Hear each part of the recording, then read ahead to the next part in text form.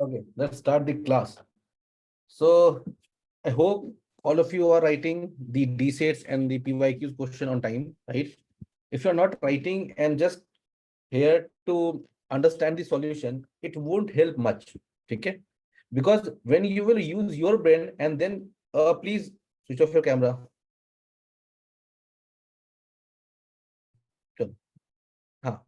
So please use your brain because it is more about writing it than to solve it. Okay? So in the last classes also, if you are from the Quantum Yoddha, we have discussed the what we have to write in answer. Okay? So today we will start with that. Now, just raise your hand. How many of you know that how many questions are asked in the UPSC? कितने question पूछे जाते हैं UPSC में physics option में? How many questions? Anyone? I want everyone to take down notes. ठीक है? Because these 30 minutes will help you in writing your all futures answer, and you have to understand as well as integrate these things in your notes as well. Okay, so please try to make notes of this session. Okay, I will try to make it as useful as I can. Now, so first you should know that in any paper you have two papers, paper 1 and paper 2, each of 250 marks. मैं बताना करता हुआ, तो I will telling you, right? In each of the 250 mark questions, you will be having two sections, section number A and section number B. In section number A, you have question number 1, question number 2, question number 3, and question number 4. In section number B, you have question number 5, 6, 7, 8. Each question is of 50 marks. Each question of 50 marks. ठीक है? मैं थोड़ा जल्दी बोलूंगा, अगर किसी को लगे तो पूछ लेना. In which question number 1 from section 1, first question of any section, that is question of 1 and 5, is compulsory. They both are compulsory, that you have to attend it, and they are generally 5 into 10. Right? Are getting it? 5 questions, each of 10 marks. This is how the paper is distributed. Now, out of these 6 questions, how many questions you have to pick? Common sense लगा लो. How many questions you have to pick? Pick any 3. You have to pick any 3.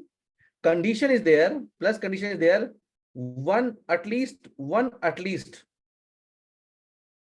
from each section. That means either you can take 2 here, 6, 7 here, 2 here, 6, 8 here. तो किसी एक में से तुम्हें एक उठाना है और किसी दो में से दो. ठीक है? Generally people, so what from here, what you can make the strategy that 1-5 तो करना ही करना है ना? तो 1-5 करना है तो first takeaway is that you have to complete your syllabus.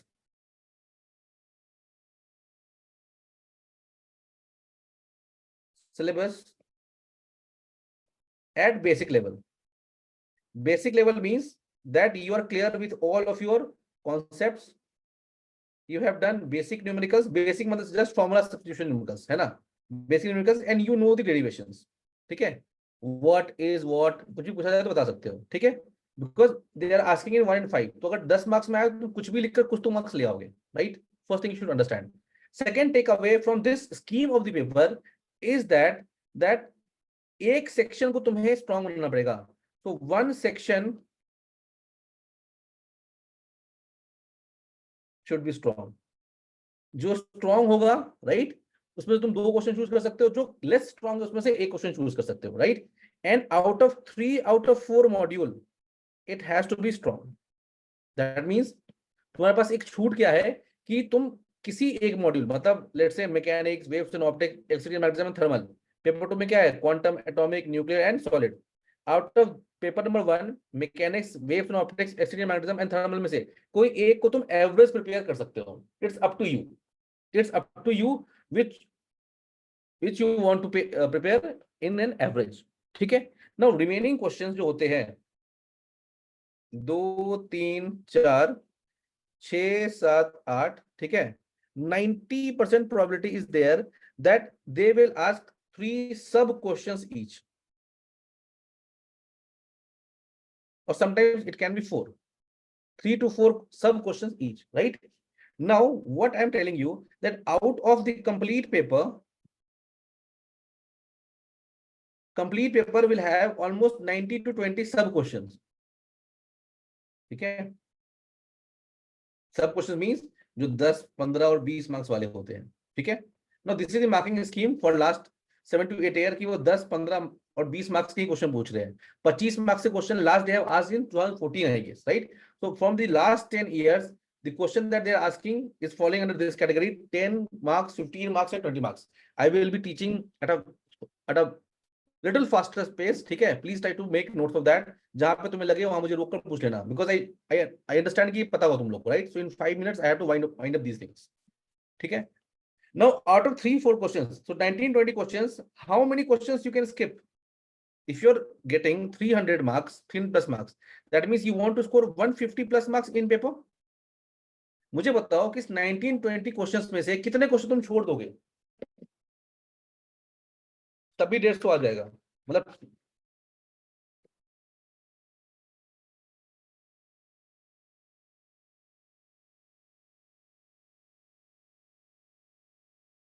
अच्छा, 250 मार्क्स का है और तुम्हें 150 चाहिए, तो कितने मार्क्स के क्वेश्चन तुम छोड़ सकते हो या गलत कर सकते हो? 70%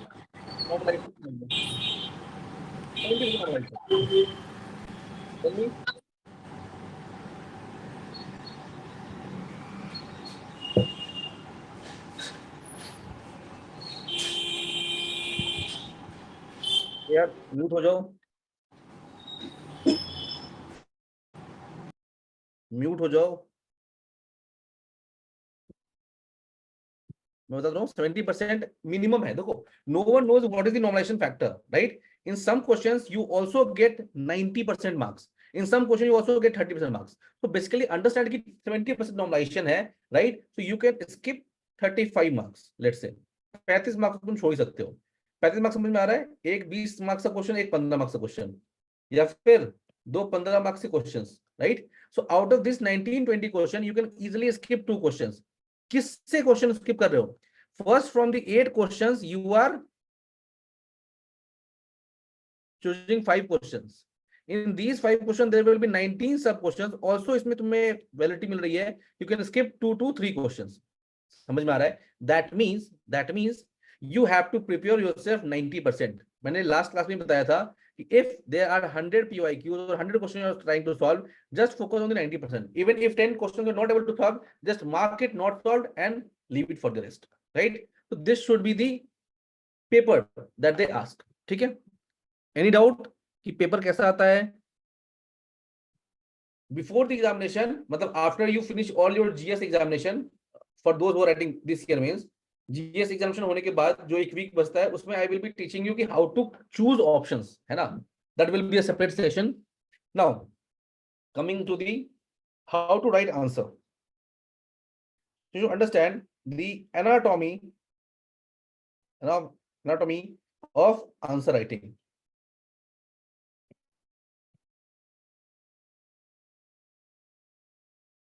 In physics optional. Now to understand, see, this is the page that is given, right? Can you tell me what is the average paper given for 10 marks? 10 marks में कितने पेज लिखने हैं हमें? 2 page. Very good. So almost 5 marks per page it is given. Sometimes 20 marks के question में वो कभी-कभी 3 दे देते हैं, but generally it is the trend. Yes. Generally it is the trend that they will give you 5 marks per page, right? Now it is very, very important that you have to follow few rules. Rule number 1, and it is the most important rule, that always respect the question setter.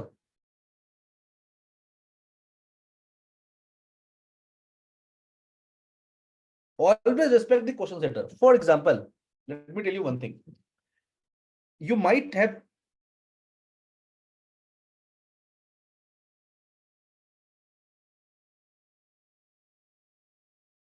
नहीं भाई, it is 2 pages for 10 marks.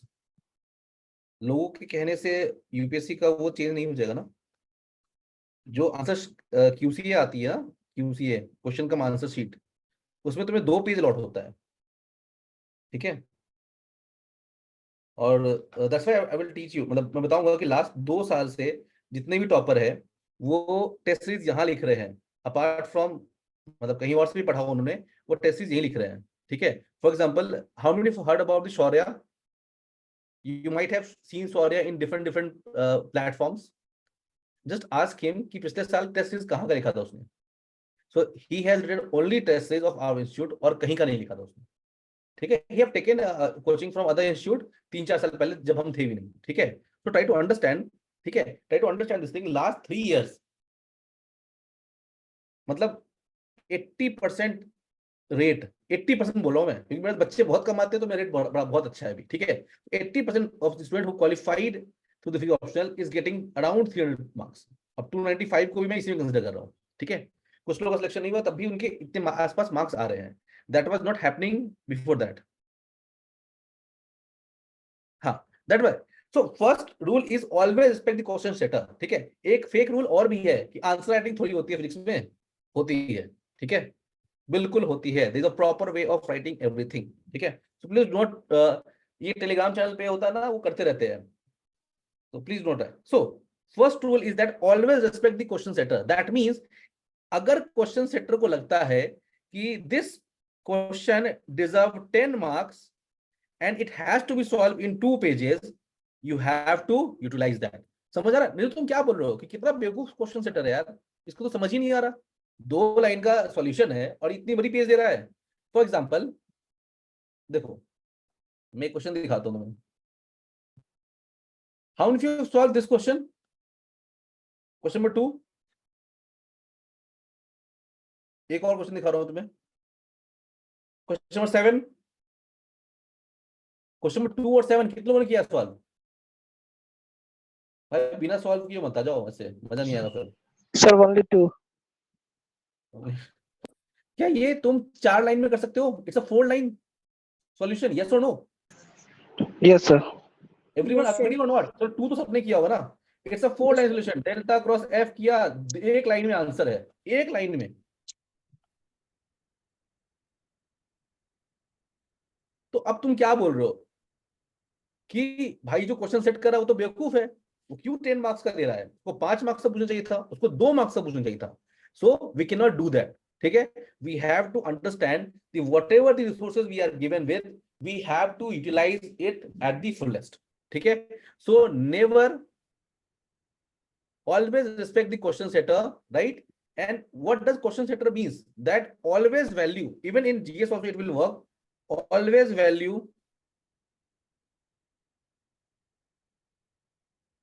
the page limit or word limit in GS, ठीक है, plus marks. So if he wants to write in that marks, please write it that, right? Now how many pages to fill for 10 marker, ठीक है? So minimum you have to fill, first तो complete करोगे, ठीक है, second you can do it like that, ठीक है। That means first तो पूरा एंड सेकेंड का एटलीस्ट 70%। मैं तब बोल रहा हूं जब कुछ लिखने को ही नहीं है, कैसे लिखना है, क्या क्या लिखना है, पूरा मैं बताऊंगा, टेंशन मत लो, ठीक है। कितने क्वेश्चंस करने वाले हम लोग? ऑलमोस्ट 600 क्वेश्चंस करने वाले हैं, तो तुम लोग महारथी हो जाओगे इसमें लिखने में, trust me.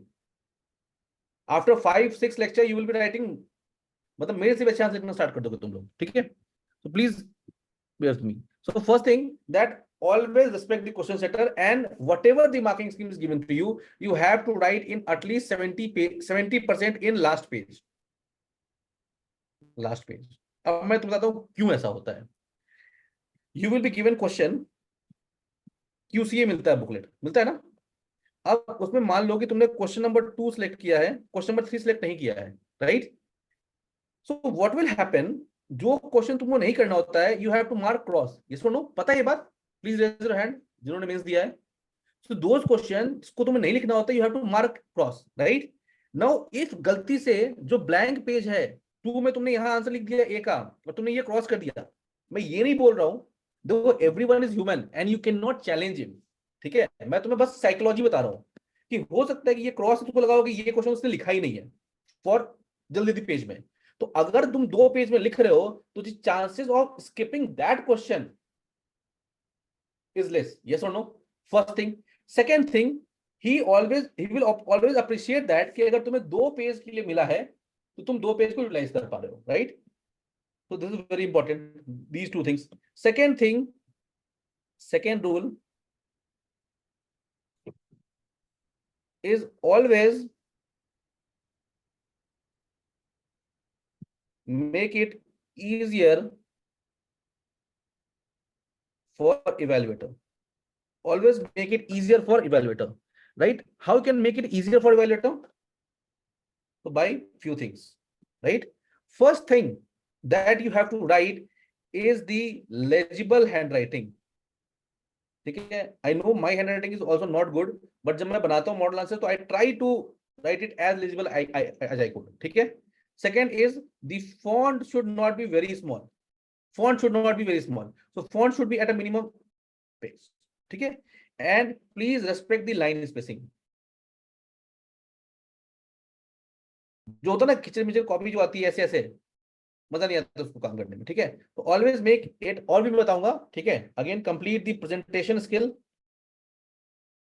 will come under this one, ठीक है।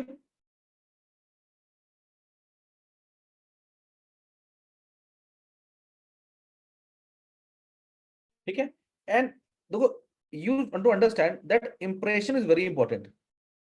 कितने लोग इंटरव्यू देकर आए हो?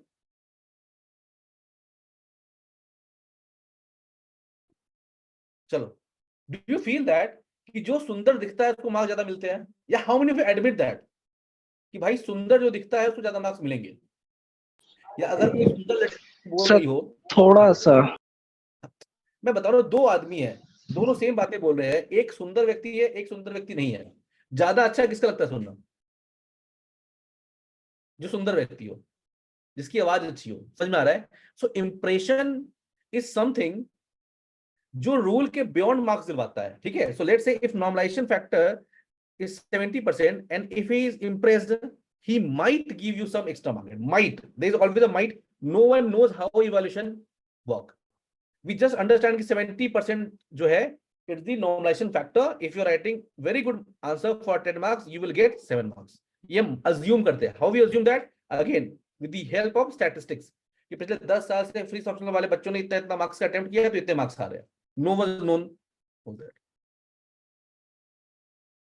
Normalization factor is something, मतलब no one knows that. देखो normalization factor is just statistics कि मान लो कि 2022 में 10 बच्चों ने एग्जाम दिया, उस किसी ने बोला कि मैंने 400 मार्क्स का अटेम्प्ट किया, मैंने 450 अटेम्प्ट किया, मैंने 420 का अटेम्प्ट किया, तो 400 में से कितने मिले, 450 में कितने मिले, इसमें कितने मिले, इसका कितना परसेंट उसे मिला हर बार? ये पूरे साल कर लेते हो कैलकुलेट, कुछ सालों तक तुम बोलते हैं कि इतना जो है नॉर्मलाइजेशन फैक्टर है, कि अगर तुम 400 का करके आओगे तो नॉर्मल फैक्टर के हिसाब से तुम्हें 280 मार्क्स के आसपास आएंगे, बस। It's an approximation, nothing more than that. Everyone clear with this thing? So always try to impress it. Now few things you should know is very important that, सुनना,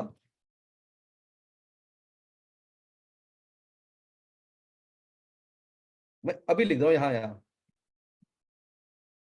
content is more important than presentation then value addition, ठीक है। दोबारा इस पर debate नहीं होनी चाहिए। सब बोलते हैं कि आप करवा रहे हो आंसर राइटिंग फ्री की, ऐसा कुछ होता नहीं है, होता है बट शर्त है कि तुम्हारा कंटेंट भी लिखने आता हो। ऐसा थोड़ी कि तुम गलत लिख दोगे और फिर भी प्रेजेंटेशन से मिल जाएगा, नहीं, ऐसा कुछ नहीं होता है। Content comprises of both thing, introduction, your main solution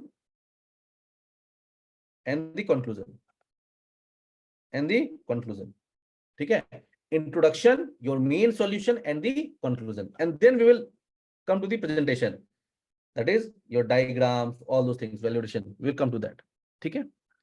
Now if this is my 10 marker answer,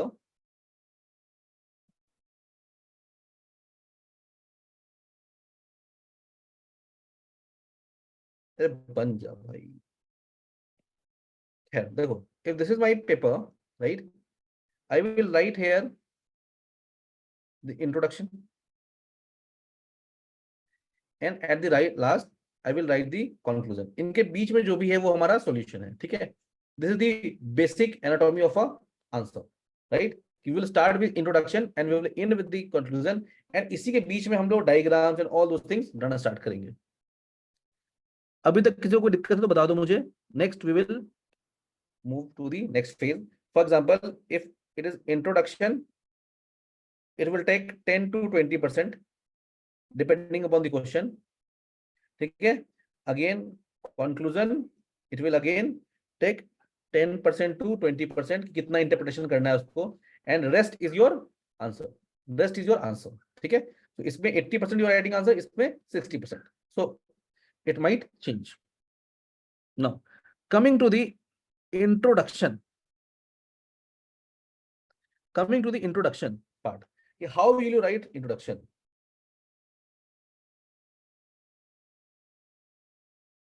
यहां तक क्लियर है सबको? यस और नो?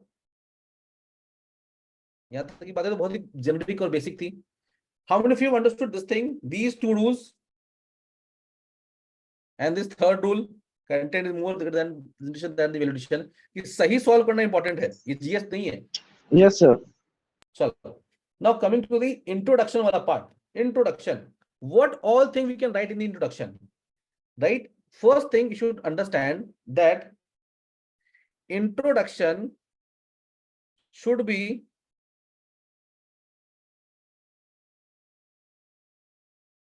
think less process.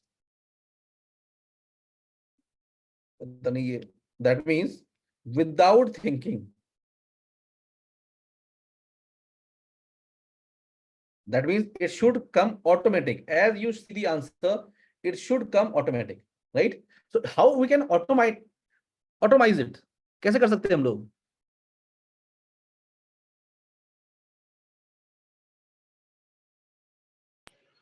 याद करके सर. क्या याद करोगे? इंट्रोडक्शन में क्या क्या लिखते हैं? डेफिनेशंस, उसके फीचर, क्वालिटीज, या फिर उसके बारे में फार्मूला.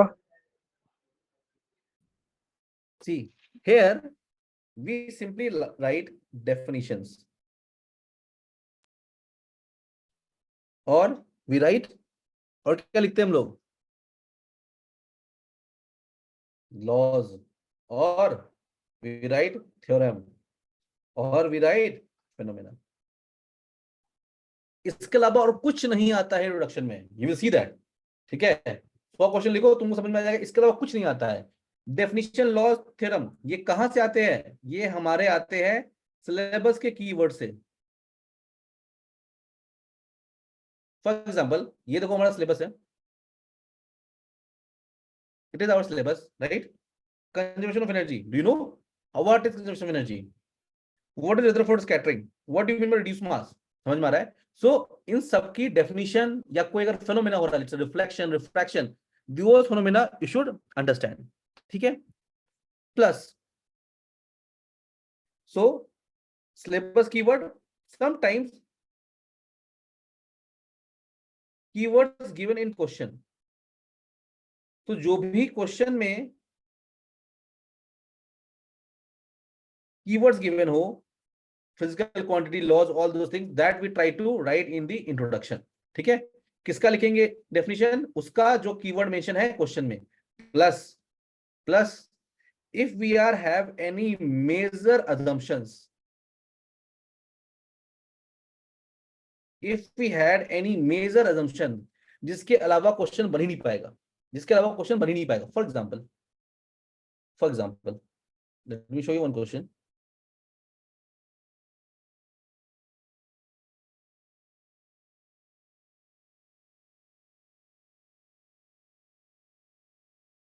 अच्छा, चलो लिख दिया है इसमें. पता नहीं कितने लोगों ने एलएनएस किया था in last LNS class. We have seen that ना. एलएनएस पे देखा था हमने कि यहाँ पे यूनिफॉर्म नहीं लिखा था. Have you seen that question 2012 का?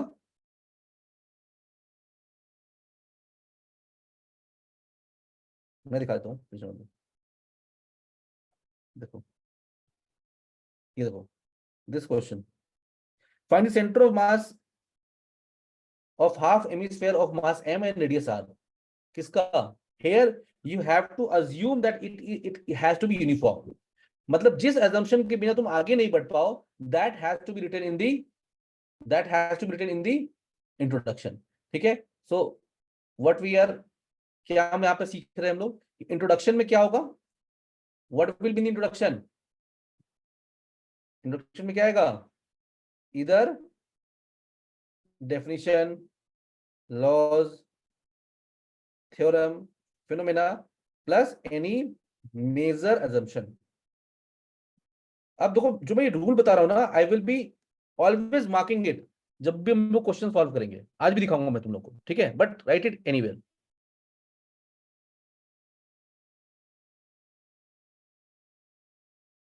क्लियर है यहां तक? Yes sir. ठीक है. Now one should understand, no underline introduction, no underline introduction. किसी चीज को अंडरलाइन करने की जरूरत नहीं है. Introduction are just meant to understand कि you have started in a formal way, और कुछ नहीं. क्योंकि उसमें कुछ भी ऐसा होता नहीं है ना. कंडीशनल मोमेंटम में क्या अंडरलाइन करोगे? सबको पता होता है. ठीक है? अंडरलाइन वो करो जहां से you can impress the evaluator और give him some kind of surprise. So you need not to underline anything here. ठीक है? Now coming to this was our introduction. ठीक है? Now come to the solution of the part. Now what all things are there in solution? This is the main solution. What all things are there in main solution?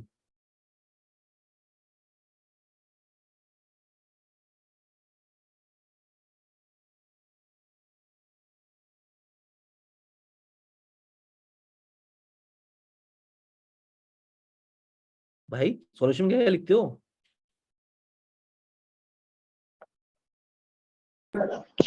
Sir उसका derivation करते हैं, उसका जो questions पूछा जाता है वो लिखते हैं और बाकी बाद डेरिवेशंस होता है, फॉर्मूला होता है, और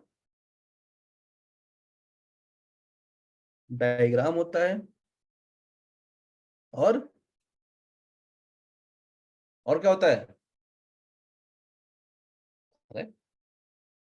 कैलकुलेशन होता है. And next thing is final answer. Next thing is final answer. ठीक है? Now coming to the derivation, right? How should I write derivation? Right? Derivation, when you are writing any derivation, ठीक है? Please ensure that you are writing starting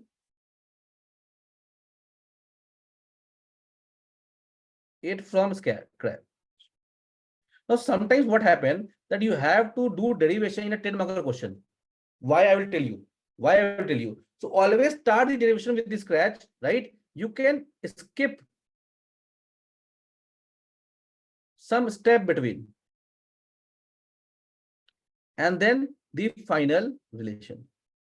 When you're driving it, you will attain it. So final relation and starting point, both will be same. What you can skip? You can skip in between. How you can skip it? या तो तुम mathematically extraordinary हो कि हवा में तुम solve कर लो differential equation, क्योंकि बहुत सारे क्वेश्चंस ऐसे होंगे, then you won't be able to drive it in the given time in the given paper. So what strategy should we make here? क्या स्ट्रेटजी होना चाहिए? रट्टा मारो all derivations. Each and every derivation should be on your fingertips. Each and every derivation on your fingertips. तभी तुम step को उड़ा सकते हो. Everyone getting it or not? Please raise your hand if you're getting it. The same thing. मैं क्या बोल रहा हूँ? If you have derived something in 2 pages, है ना? And अगर वो 10 मार्क्स का क्वेश्चन आ गया जिसमें न्यूमेरिकल भी है, you have to do it in half pages. How you will reduce it? You can reduce your font, yes, but sometimes font बहुत ज़्यादा reduce नहीं कर पाओगे. What you can do? You can skip few mathematical calculations जो पढ़ने वाले के लिए जरूरत नहीं है, but करने वाले की जरूरत है. मजा आ रहा है? कई बार हम 2-3 मैथमेटिकल कैलकुलेशन ऐसे करते हैं जो पढ़ने वाले के लिए जरूरत नहीं है। जैसे बुक्स के सॉल्यूशन तुम देखोगे तो क्या होता है, they are written in such a way that you will able to understand it, but when you start solving it तुम्हें उसके बीच वाले स्टेप भी करने होते हैं। अरे भाई बताओ एवरीवन, अंडरस्टैंडिंग इट और not? Yes, sir. Now coming to the formulas. So derivation रट्टा मारना है everyone, and it has to be start from the scratch. This scratch means that every derivation either any law or theorem कहीं ना कहीं से तो start हुआ ही होगा, या कोई ना कोई डेफिनेशन से, कुछ ना कुछ से जो अंडरलाइंग है, start from the very very scratch. ठीक है, now coming to the formula, write down in very very, do not dump any formula directly. Do not dump any formula directly. किसी भी फॉर्मूला को डायरेक्टली डंप नहीं करना है, unless it is a basic law like conservation of momentum, conservation of mechanical energy, conservation of Newton's second law। समझ में आ रहा है? तो जब तक ऐसा नहीं है, अब मान लो कि तुमसे कोई डिफरेंशियल ऑफ इक्वेशन, भाई r is equals to k theta, find out the k theta, find out the force law। अब तुम बोलोगे d square by u d theta square l square, भाई डायरेक्टली फॉर्मूला नहीं लिख सकते। You can not dump any formula directly unless it's a basic law. This you have to understand. Second thing, always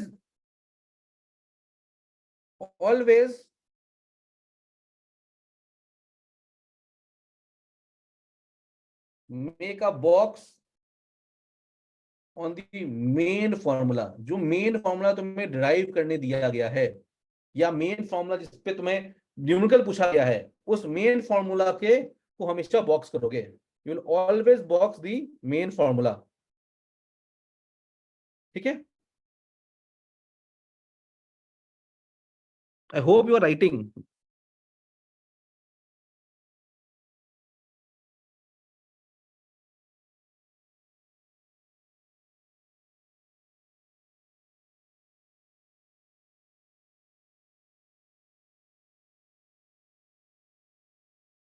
done done everyone. Sir आपकी आवाज नहीं आ रही, बहुत ज्यादा लैग हो रहा है। बाकी को कंफर्म करना एक बार, audible audible not audible,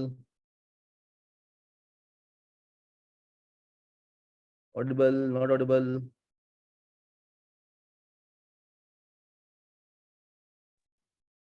Sir, you are very much audible. Very much no lag. ठीक है, देखो now coming to this diagram. Formula समझ में आया? डायरेक्टली फॉर्मूला नहीं करना, जो भी लिखोगे तुम उसमें लिखोगे बॉक्स में। Coming to diagram again, first it should be symmetric, कलाकारी नहीं करनी है। In my numericals you will find कि मैं थोड़ा बहुत कलर करता हूं, ठीक है, बट अगेन तुम्हें समझाने के लिए it should be symmetric. Most important is neat and clear. Even in few questions, UPSC has done this thing: draw neat and clear diagram. Neat and clear is very very important. It should not be clumsy कि एक के ऊपर एक लिखा हुआ है, it should not be there. Third thing is very important, it should be labeled. It should be labeled. So these are must do for any type of diagram. If you have time, means if you have time. First, box it. Second, number it. Number it. Example, figure 1, figure 2. Right? Now, mind it. Write a note. Figuring number should always starts from 1 for every question. तुम लोग book नहीं लिख रहे हो, सुन लो अच्छे से।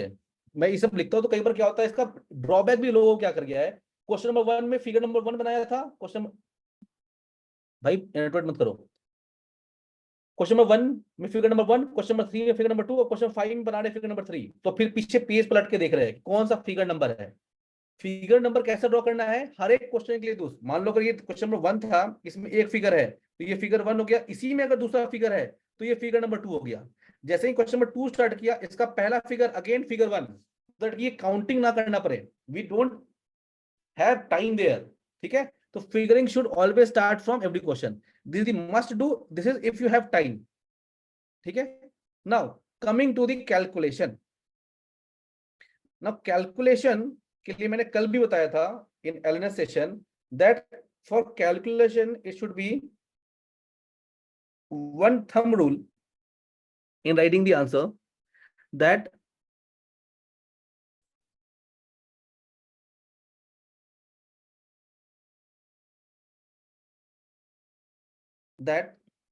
it should be CSE compatible. For example, कल भी बच्चे पूछे थे क्या we can we use Lagrangian method because it is easier to solve mechanics problem using that? No, you cannot. ठीक है, so you have to only use those things which is CSE compatible. ठीक है, now here you need to focus more upon physics aspect. Sorry, ulta bolo. Here you need focus upon the math aspect. Math aspect of the question is your calculation. ठीक है, now third thing, write every step if required or have pages left. ठीक है, write every step if you have. Now every step means that on dividing equation 1 by 2, similarly all the stuff you should be writing in the calculation step itself. ठीक है, for example let's say x plus y is equals to 15 and 2x plus 3y is equals to 10. तो तुम सीधा ऐसे लिख सकते हो कि अच्छा x बराबर इतना, you have to write it equation number 1, equation number 2, right, multiplying equation number 1 with 2 and then subtracting it from the 2, we get x equals to this. So this is the way you should write in the calculation step. ठीक है everyone?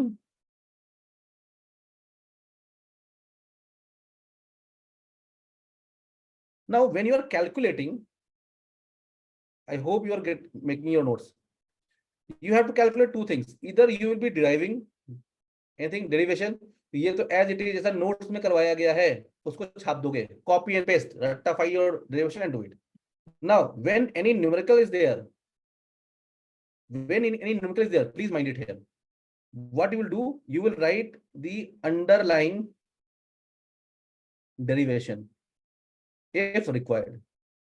Then you will come to a relation and then you will put the values.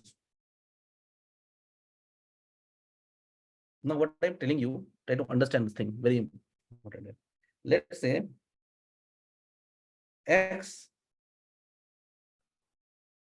let's say equation 1 is there, equation 2 is there, equation 3 is there, and इन तीनों को solve करके तुम्हारे पास एक final relation आएगा. Now there is two way of solving it. हो सकता है कि इक्वेशन 1 से कोई एक चीज आ रही हो, ठीक है, मान लो इससे v की वैल्यू आ रही हो, इससे a की वैल्यू आ रही हो, इससे t की वैल्यू आ रही हो, और यहाँ तुम्हें निकालना है s जिसमें v a t सबकी वैल्यू चाहिए. तो वन वे इज राइटिंग कि तुम v की वैल्यू यहाँ पे निकाल लो, a की वैल्यू निकाल लो, t की वैल्यू निकालो और पुट कर दो. वन वे इज कि तुम सबको रिलेशन में ही छोड़ दो एंड लास्ट में उसकी वैल्यू पुट करो. So put the values, numerical values at last. इससे दो फायदा होगा. दो फायदा क्या होगा सुनना. अगर तुम्हें रिलेशन है तो it will help in writing conclusion, it will help in writing conclusion, and if you put value at last, less risk of error. Error के चांसेस जो है तुम्हारे बहुत ही कम हो जाते हैं, right. So this is you to understand. Clear है? ठीक है. Now you should understand use of calculator is must. Please write it anywhere that you should use always calculator. Use of calculator is must in this examination. No audio? So, acha, I will not take more than 730 से आगे मैं नहीं पढ़ूंगा, tension मत लेना, ठीक है। So use of calculator is must, write it down please, जो मैं बोल रहा हूं please write it down, use of calculator is must, ठीक है। Now for time management,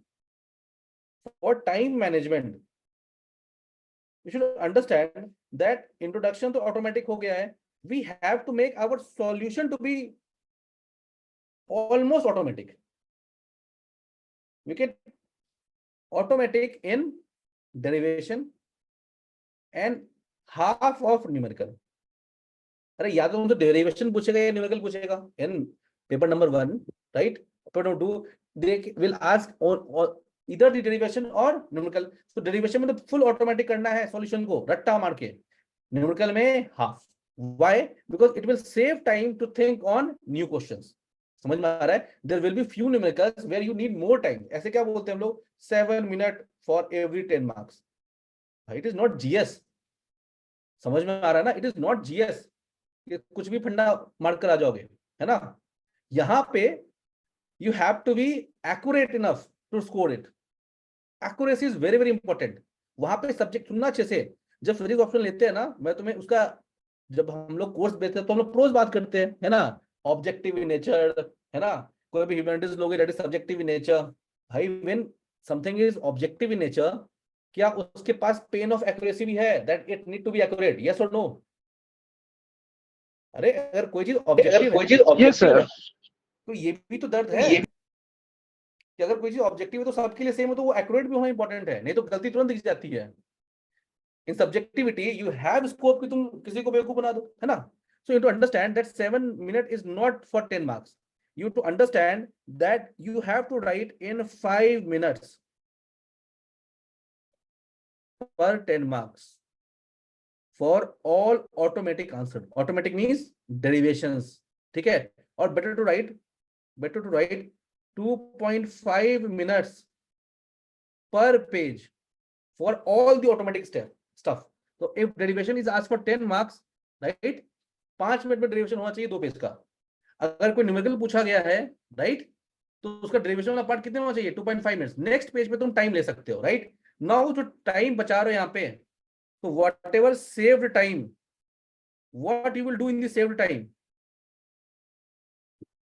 you will cross check your calculation और अपने प्रेजेंटेशन पर काम कर सकते हो, ठीक है। और thinking new questions, please understand these strategies, they are very very important, ठीक है। सॉल्यूशन कहीं से भी देख लोगे, ठीक है, पीडीएफ पढ़ के भी काम चल जाएगा, but these strategies are very very important, these are very effective strategies. Anyone कुछ पूछना है तो बताओ यहां तक में। ऐसा कैसे कुछ भी नहीं पूछना है, कुछ तो अगर जीवन में 50 आंसर्स भी लिखे होंगे तो डाउट तो आ रहा होगा यार, कि कुछ ना कुछ तो डाउट आ रहा होगा। टाइम है, कुछ ना कुछ डाउट आ रहा होगा, टाइम मैनेजमेंट, कुछ ना कुछ। अगर किसी में कोई डाउट नहीं आ रहा है, इसका मतलब तुमने जीवन में बहुत कम आंसर लिखे हैं, 10-20 लिखे होंगे बहुत से बहुत। सर ऑप्शनल में कम लिखे हैं, जीएस में बहुत सारे लिखे हैं। कितना लिख दिया जीएस में, 1000? नहीं 1000 नहीं, लेकिन 20-20 क्वेश्चन करके, मतलब कि each test I think polity का 20 होगा, इकोनॉमिक्स का 20 और डिजास्टर मैनेजमेंट का 10। ठीक, रहने दो। We are talking about the optional, ठीक है। Please try to focus here. Now, any doubt till now? Please let us know if you understand. अभी तक समझ में आ गया हो तो then we'll come to the final answer.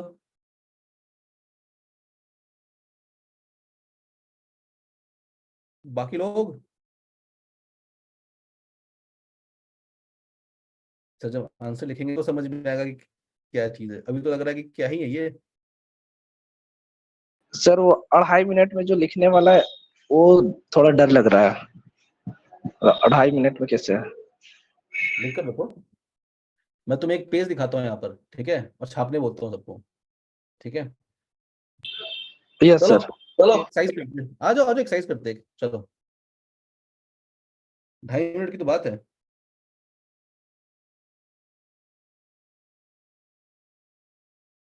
Derivation है इसमें।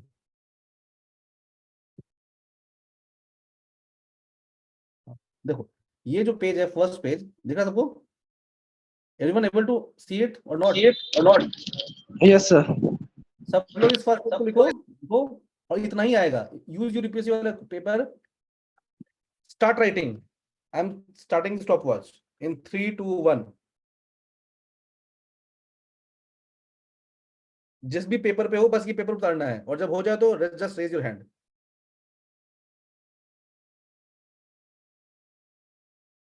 Start. Started the stopwatch. Everyone do this exercise.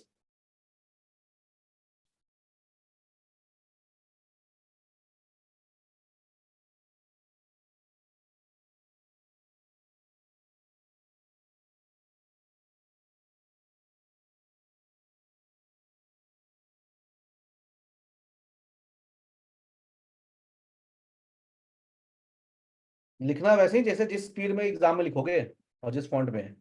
एक पेज में आना चाहिए। एक पेज मतलब यूपीएससी वाला जो पेज होता है।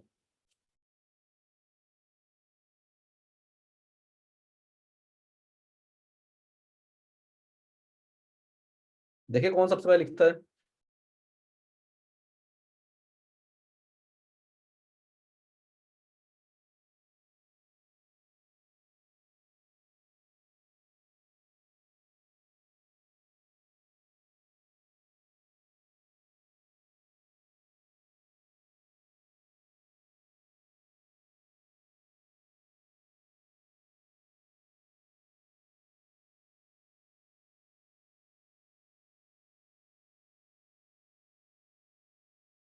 अरे कोई तो बता दो।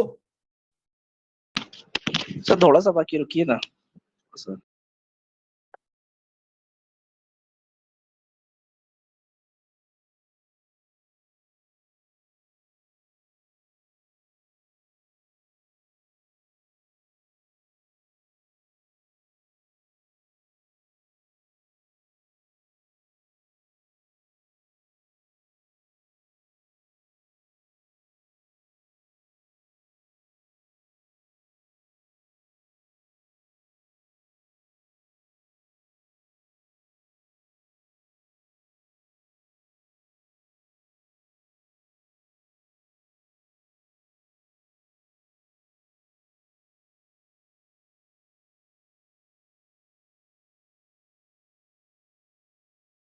क्या बात करो, इतना टाइम सकता है तुम लोग को?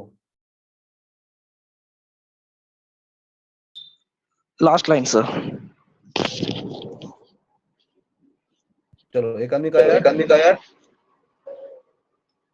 Done done done. Amit Sagar यार उससे हो जाए यार। वो तो प्रोटोकॉल फॉलो करो। Done sir.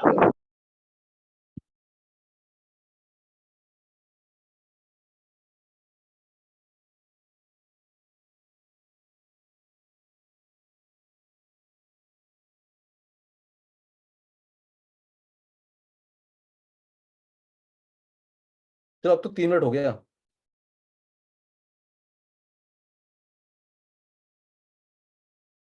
अभी तक जिसका नहीं हुआ है समझ जाओ तुम्हारी स्पीड बहुत ही खराब है। ठीक है, और इतनी खराब है कि तुम्हें जीएस में लिखने में दिक्कत हो जाएगा। ये तो फिजिक्स है, फैला फैला है, लाइन है, बहुत कम लिखना होता है। तो जिनका अभी तक नहीं हुआ है, मतलब मुझे लगता है कि जीएस लिखने में दिक्कत होगी। हाँ, जो पहला लिखा था, first raise hand was 226, second का आया है 233 में, उसके बाद आया है 243, एंड उसके बाद मैंने काउंट नहीं किया लोगों का। ठीक है, that means it is possible, right? It is very very possible to write these things, just you need to have practice.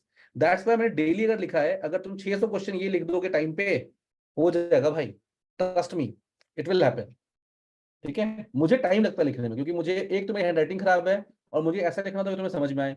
दूसरा, ऑनलाइन लिखना it is very very boring और टाइम टेकिंग स्टफ। ठीक है, so it will save time. ठीक है, almost सबका 2.5 minute में लिखा गया ना, ऑलमोस्ट, जिसने ट्राई किया था। 2.5 से 3 मिनट, मान लो भी 3 मिनट लगा, तो फिर भी तो 6 मिनट लगा। 1 मिनट बच रहा है हर क्वेश्चन पे। 1 मिनट पर क्वेश्चन बचना इज ह्यूज मान। 3 मिनट लगा था, वही बता रहा हूँ कि अगर 3 मिनट में भी हो गया, that means you are saving 1 minute out of 7 minute. कितना परसेंट हो गया ये? How many percentage? कितना परसेंट है ये? 14-15% है। एक क्वेश्चन में 15% बचा लिया, बहुत बड़ी परसेंटेज है। ठीक है, खैर, again this will come from the practice.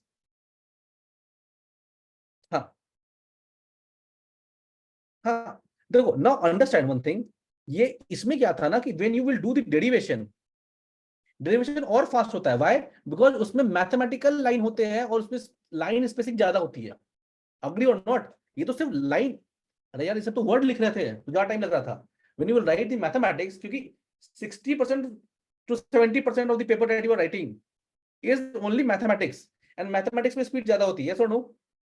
ठीक है, so just practice it, you will understand. But ये दिमाग में रखोगे तभी होगा। अगर तुम इस वाले में आ गए तब तो भाई दिक्कत आ जाएगी। ठीक है, now coming to the final answer. ठीक है, what you have to understand for the final answer. Calculation में सबको समझ आया क्या करना है?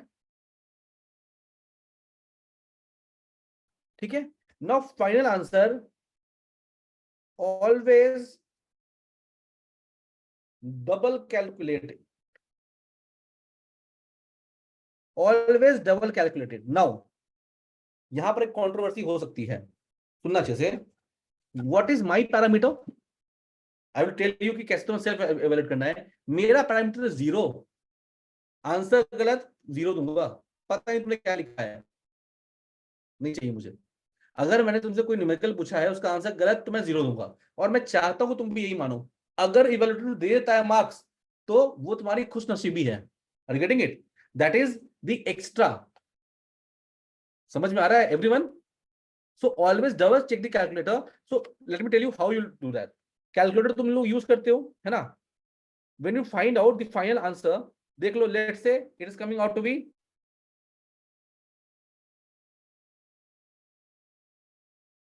2.76 into 10 minus 6। ठीक है, तो जस्ट फॉर 10 सेकेंड या तो तुम उसको पेंसिल से लिख लो कहीं पे, ठीक है, अपने क्वेश्चन पेपर पे, राइट? या फिर तुम याद कर लो। अगर कैलकुलेटर रेगुलर यूज करोगे तो याद रहता है। And then just double check it and then write it. ठीक है, तो always double check, calculate it. ठीक है, always write it with proper unit. ठीक है, proper unit, that means unit in which question is asked,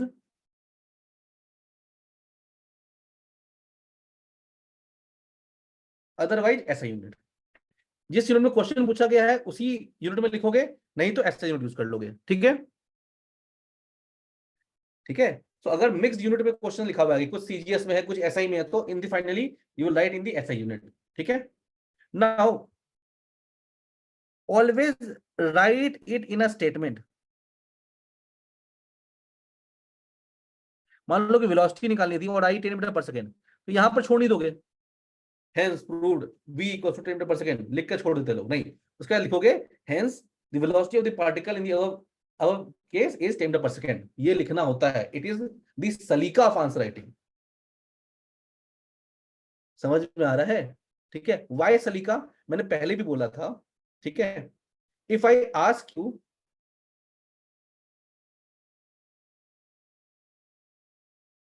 हाँ,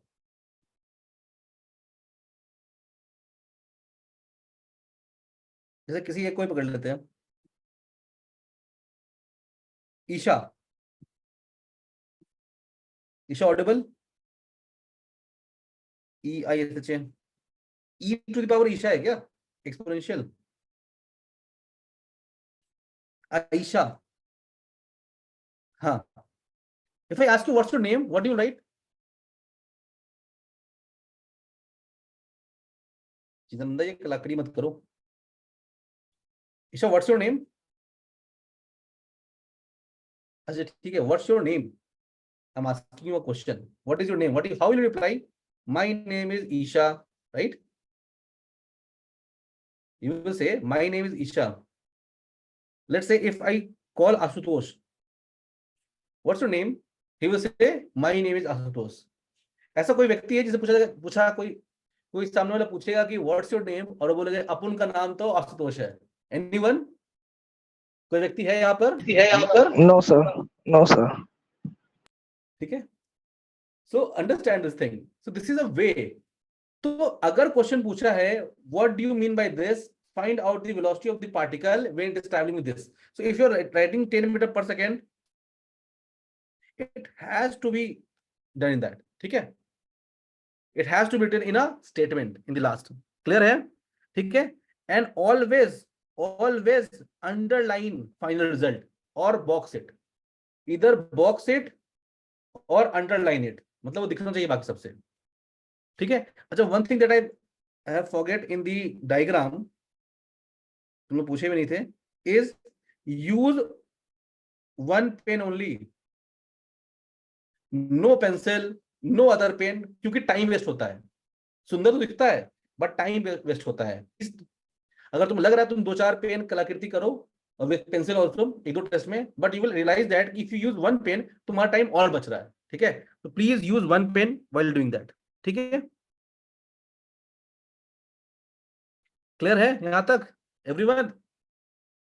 now come to the I think GS में अगर पेन चेंज करते हैं तो वहां पे उसके लिए सिग्नेचर वगैरह कुछ करना पड़ता है, यार। तो यहाँ पे भी वही अप्लाइड है क्या? भाई सिंपल से एक रूल क्या, एक पेन यूज करना है, दैट्स इट, ठीक है। यस सर, वो तो क्लियर है सर, वो क्लियर है। if you are भाई, if you are preparing for this examination, you are preparing to be a bureaucrat. bureaucrat कौन होता है? who follows order, समझ में आ रहा है? नेता मत बनो, ये करेंगे तो क्या होगा, किसी भी सब्जेक्ट में नेता नहीं बनना है। ये करने पर क्या होगा, if you have trust in someone, let's say me for physics optional, if say someone x1 for ethics, x2 for GS, जो बोल रहा है बात मान लो, ठीक है, क्लियर है?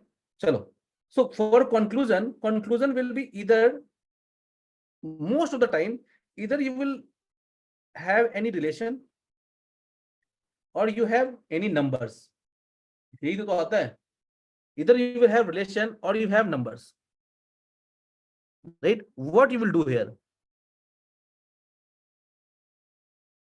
in both of the cases, I always tell everyone that there is two type of conclusion, one is compulsory and one is value addition।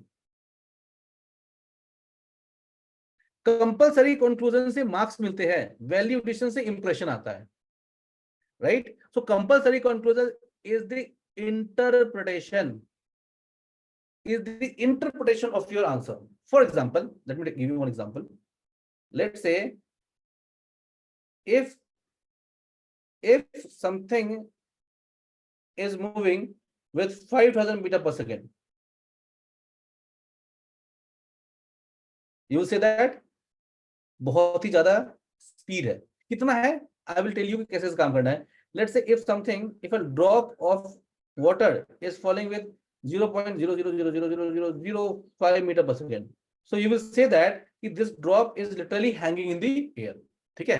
तो कैसे इंटरप्रेट करना है, अगेन यही चीज है जो सिर्फ और सिर्फ एक्सपीरियंस से आएगी तुम्हें, आंसर राइटिंग एक्सपीरियंस से, और कोई उपाय नहीं है इसका। There is no formula, just like introduction, कोई फॉर्मूला नहीं है, ये हर क्वेश्चन के लिए तुम्हें सीखना होगा और उसको अप्लाई करना होगा आगे। For value addition again you can find out the application of keywords, for example application of gyroscope, application of rigid body, application of conservation of momentum, application of centrifugal force, application of Rutherford scattering, all the things. Plus if you can draw the graph, you can write in the conclusion. So graph all those things, this is very important, ठीक है। Graph हो गया या limitation हो गया या कोई perspective है तुम्हारा, वो हो गया, that all will come under value addition, ठीक है। That will all under, and value addition you will write only when you have space and time left, but it has to be written down, compulsory है, you have to interpret your last result,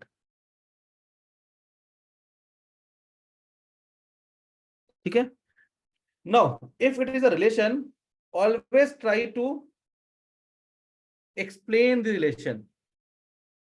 For example, let's say P is equals to mv square, तो तुम यहाँ पे graph बनाकर इसको explain कर सकते हो, right? So if it is a relation, please try to explain that. Now again, apart from all those things, conclusion is one thing that you will learn from each and every question. ठीक है, that you will learn from each and every question. यहाँ तक सबका clear है? How to write answer, introduction, solution, conclusion, each and everything. Any doubt, please let me know.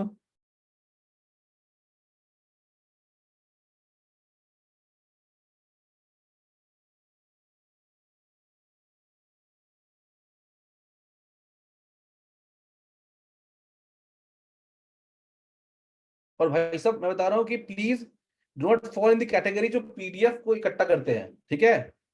हाथ में सब कुछ है, पीडीएफ है, हर कुछ किताबें हैं, लेकिन दिमाग में कुछ भी नहीं है. Please try to imprint on your brain कि तुम एग्जाम लिखोगे तो मटेरियल बहुत सारा मिल जाएगा. ट्रस्ट मी, मतलब it is being recorded, you are attending it live, it will also go on the YouTube. and मैं खुला बोल रहा हूँ कि जो भी मैं ये करूंगा PYQ, it is nothing but it will help in my marketing, और कुछ नहीं है. समझ में आ रहा है? अगर मैं PDF बांट रहा हूं तो उससे क्या होगा? टेलीग्राम पे फॉलोअर बढ़ जाएंगे. But for as a student, अगर तुम PDF कलेक्ट कर रहे हो तो तुम मेरे बस एक पोटेंशियल कस्टमर बन रहे हो, तुम मेरे स्टूडेंट नहीं बन रहे हो. How to become a good student? That you will first attempt that, then you will see their solution. ठीक है, चलो, तो प्लीज अटेम्प्ट इट, है ना? एटलीस्ट कम से कम जो डिस्कशन अटेंड कर रहे हैं, मैं चाह रहा हूं तुम लोग अटेम्प्ट करो, जितना भी हो रहा हो प्लीज अटेम्प्ट करो. 10 में से 5 भी हो रहा है, please attempt it on a regular basis. 10 में से 2 क्वेश्चन भी कर पा रहे हो daily attempt, please attempt it on a regular basis. See understand consistency, selection, although there is a factor of luck also, but selection is proportional to consistency, and consistency is nothing but integration of doing all your small homeworks for my side. Her homework को करो, you will be consistent enough. ठीक है, चलो. now coming to the my evaluation parameter. ठीक है, so if it is a 10 marks question, accordingly तुम बना देना. if your answer is correct, no matter तुमने कैसा लिखा है, मतलब obviously it should be legible. if your answer is correct, I will give you 5 marks. if you have written introduction, I will give you half marks extra. if you have written conclusion, I will give you, it is for intro, it is for correct solution, it is for conclusion, जो मेरा parameter है. ठीक है, कितने हो गए ये? कितने हो गए? 6 से 6.5 की जर्नी कैसे होती है? सिर्फ और सिर्फ गुड प्रेजेंटेशन से. गुड प्रेजेंटेशन जो मैंने बताया, फॉर्मूला बॉक्स्ड है, डायग्राम लेबल्ड है ना? ऑल दो जो भी प्रेजेंटेशन स्टफ हमने डिस्कस किया है. ठीक है, नाउ 6 से 7 मार्क्स में कब देता हूं?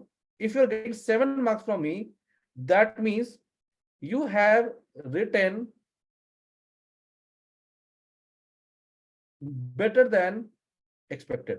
तो मेरा थोड़ा सा पैरामीटर ज्यादा है. ठीक है, मैं 7 मार्क्स तब देता हूं जो मुझे लगता है कि जो मैं लिखता उससे इसने अच्छा लिखा है या उसके इक्वल लिखा है. ठीक है, so it is only when 7 marks when you have written better, greater than, equal my answer. Equal to my answer 7 marks, greater than my answer. ठीक है, उससे ज्यादा मैं नहीं दे सकता. One more thing, please note down, no doubt, for numerical you will get 0 for wrong answer. अगर wrong answer है तो 0 मिलेगा, कुछ भी, nothing will be checked. ठीक है, तो मेरे लिए कॉपी चेक करना थोड़ा सा आसान होता है. मैं सीधे जाता हूँ फाइनल आंसर, ये गलत, 0 बैठाओ. उसके पहले तो सब कहानी है, इंट्रोडक्शन, डेरिवेशन. जब तुम मेन मुद्दा ही नहीं निकाल पा रहे हो तो इट इज 0. चलो, 2 minutes given for asking the question, then we will discuss the question. अच्छा, ट्रीट, मुझे पता है that only 3-4 people have written the DSET 1, है ना? बहुत कम लोगों ने लिखा DSET 1. ठीक है, so what I want, ठीक है, it's a request from my side. ठीक है, I want everyone, इसका मैं PDF तुम लोग को दे दूंगा, है ना? But I want this question because it's the easiest question. How many feel that this was the easiest question? जो भी तुमने देखे होंगे 10-15 क्वेश्चन, सबसे इजीएस्ट है ना भाई? अरे एवरीवन अग्री तो करो कम से कम. अरे यस और नो? यस और no? Yes sir, yes sir. चलो, so I am giving you as a homework. ठीक है, और आज का जो मैंने लिंक दिया है, टेलीग्राम ग्रुप पे, उसके डिस्कशन पे या फोरम वाले पे प्लीज रिप्लाई करना, रिप्लाई ऑन टेलीग्राम ग्रुप, ये सॉल्व करके अभी करो, 1 घंटे बात करो आज रात तक please. I request everyone those who have attended the lecture, even अगर तुमने पहले से कर रखा है कोई बात नहीं, otherwise I am giving it your homework. चलो, I am open for question for 2 minutes, then we will discuss the question. Any question, everyone? Any question? चलो, so what we will be doing from now, अब के बाद कोई भाषण नहीं है, we will come to our business, ठीक है? So first what I will be telling you how the questions are evolving, plus will giving the model answer, plus will discussing it to you, ठीक है? So if you see the laws of motion, ठीक है, if your laws of motion, equations of motion, no question has been asked in last 10 years, right? We are discussing 10 years, even for the 30 years they haven't asked any question from the laws of motion or equation of motion. From conservation of energy, what type of questions are asked? Conservation of energy questions are asked only to find out whether the force given is conservative or not. पहले भी ऐसे ही question आते थे. What can be the next question from this thing that we are doing in the numerical sessions? कर रहे हैं ना हम लोग, work done and all those things that can be asked, ठीक है? Now if you will see the conservation of momentum, elastic and inelastic collision, right? You will see that mostly they're asking the numericals, numerical, and numerical. So please focus on the numerical for these topic, ठीक है? इस topic के लिए numerical is very very important, ठीक है? And they're asking, अब के जो questions है they are slightly less difficult than the previous, ठीक है? तो ऑन अ डिक्रीजिंग साइड में चल रहा है इसका ट्रेंड, ठीक है? इतने ही क्वेश्चन डिस्कस करेंगे, इसलिए इतना ही बता रहा हूं तुम्हें आज। So till question number 7 we will discuss today. चलो आ जाओ, coming to the question number 2, how to done it, please raise your hand very very quickly, please raise your hand very very quickly. Only 3, बाकी लोग चलो। सो in introduction again, how will see that we will try to find out the keyword in the question. So conservative force is my keyword, so we'll write it in the here. So I have to understand a force is said to be conservative if work done by it in moving a particle around a closed loop is 0. It is the very very basic definition and I want everyone you to start with it. Even you can start, अगर तुम ये लिखोगे कि gradient of scalar function, ये भी गलत नहीं है, but what is the most basic definition of it? So it is the most basic definition of it, that's why I have written it here. ठीक है, ये सबसे आसान क्वेश्चन है। आई डोंट थिंक, जब भी डाउट हो please raise your hand and ask me. Example, gravitational force, spring force and static force. Now after that, because this question is of only 2 lines and what I have said you that you have to respect the space given to you, you have to respect it, ठीक है? So compulsorily you should write this thing, the characteristics of this thing. So where f is equals to minus delta phi, where phi is scalar, always write down the variable. ये भी चीज लिख लो please, कहीं कहीं mention करते जाओ जहां पे लिखवाया मैंने आंसर राइटिंग में। Please declare all variable, please declare all variable और write this statement where symbol has the usual meaning. Write it down, जहां पे लिखा है तुमने आंसर राइटिंग वाला stuff, write it down, declare all the variables और write it down where symbol has the usual meaning, ठीक है? तो ये सब हमें पता है properties curl of this thing. Now apart from that you should understand this is the sufficient as well as necessary condition for conservative force, so you should write this thing. अब main मुद्दा तो इतना ही था, और तो मैंने बहुत बड़ा लिखा है इसको, it is not equals to 0, ये ऑलमोस्ट सबने कर लिया था, ठीक है? किसी को डाउट हो तो please ask me. Now conclusion में क्या दिक्कत थी तुम लोगों की, तुमने यहाँ पे कंक्लूड किया कि चूंकि it is not equal to 0 it has to be non conservative force, और उसके बाद फिर तुम लास्ट में क्या लिख रहे हो, मैक्सिमम लोग application of conservative force. So please try to understand, if I am concluding at last if the given force is a non-conservative force, so what should we write in the conclusion about non-conservative or conservative? Non-conservative. Everyone,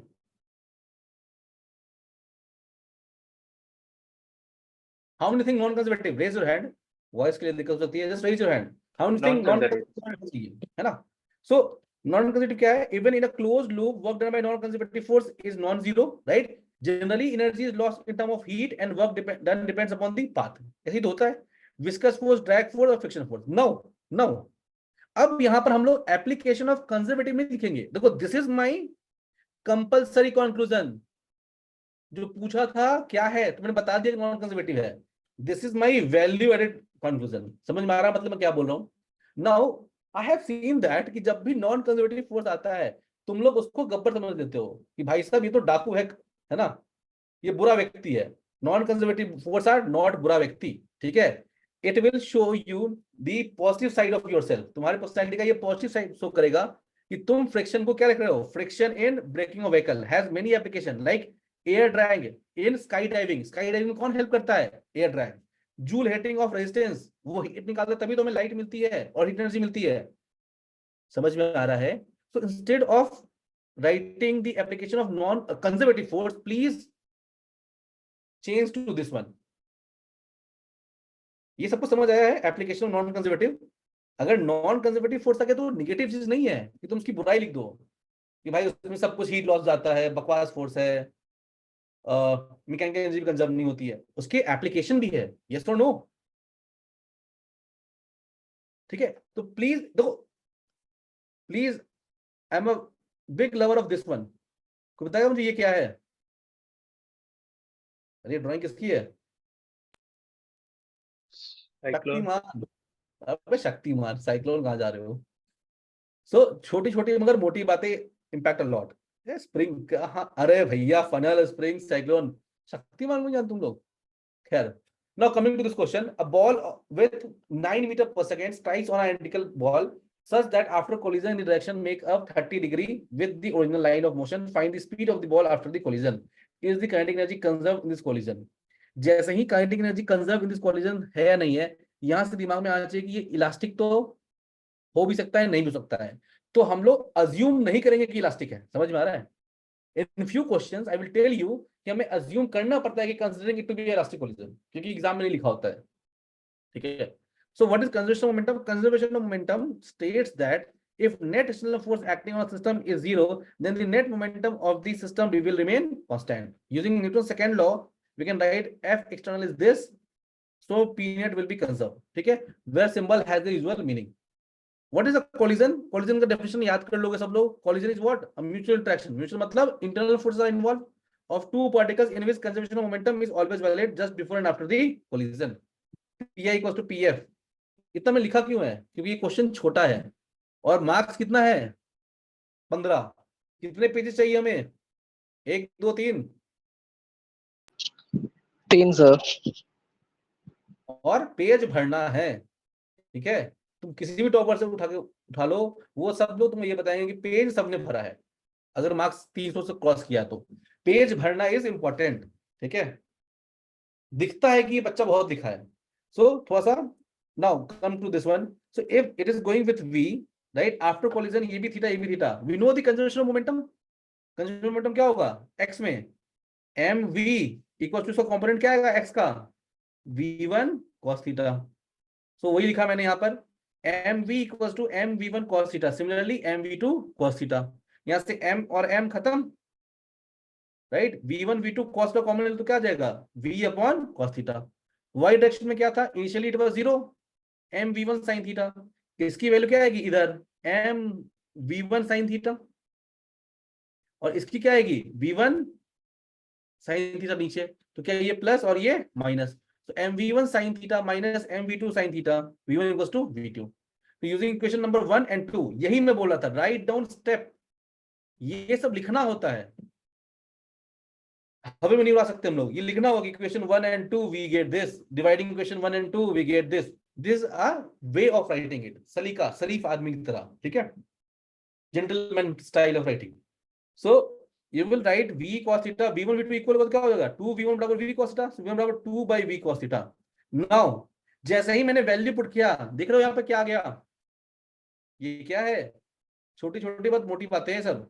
metre पर second unit लिख दिया मैंने. It is very very important, try to understand. Now few people have written 3√3 चलेगा, but try to write in this scientific notation. What is scientific notation that we use? What is scientific notation that we use? Sir significant digits तक लिखना है decimal में। Decimal system with significant digit, yes or no? So we'll try to write in that. अगर हड़बड़ी है तो 3 root 3 भी also it will fine, but try to write this significant number in decimal system. Decimal समझ में आता है ना सबको? 5.2, 6.2 into 10 to the power 10 इस वाले सिस्टम में, ठीक है? Now अब देखो यहाँ पर अगर हमने निकाला कि V1 बराबर V2, now how will you interpret it? अब 5.2 तो ना बड़ा है ना छोटा है, ठीक ठाक स्पीड है। अभी थोड़ी बोलेंगे कि ठीक ठाक स्पीड है। So in conclusion, what we have written in above case, both balls are moving with same speed. कुछ अलग लिखा नहीं, इसको लिख दिया। This is how you should use your brain. ये mathematical था, उसका statement लिख दिया, ठीक है?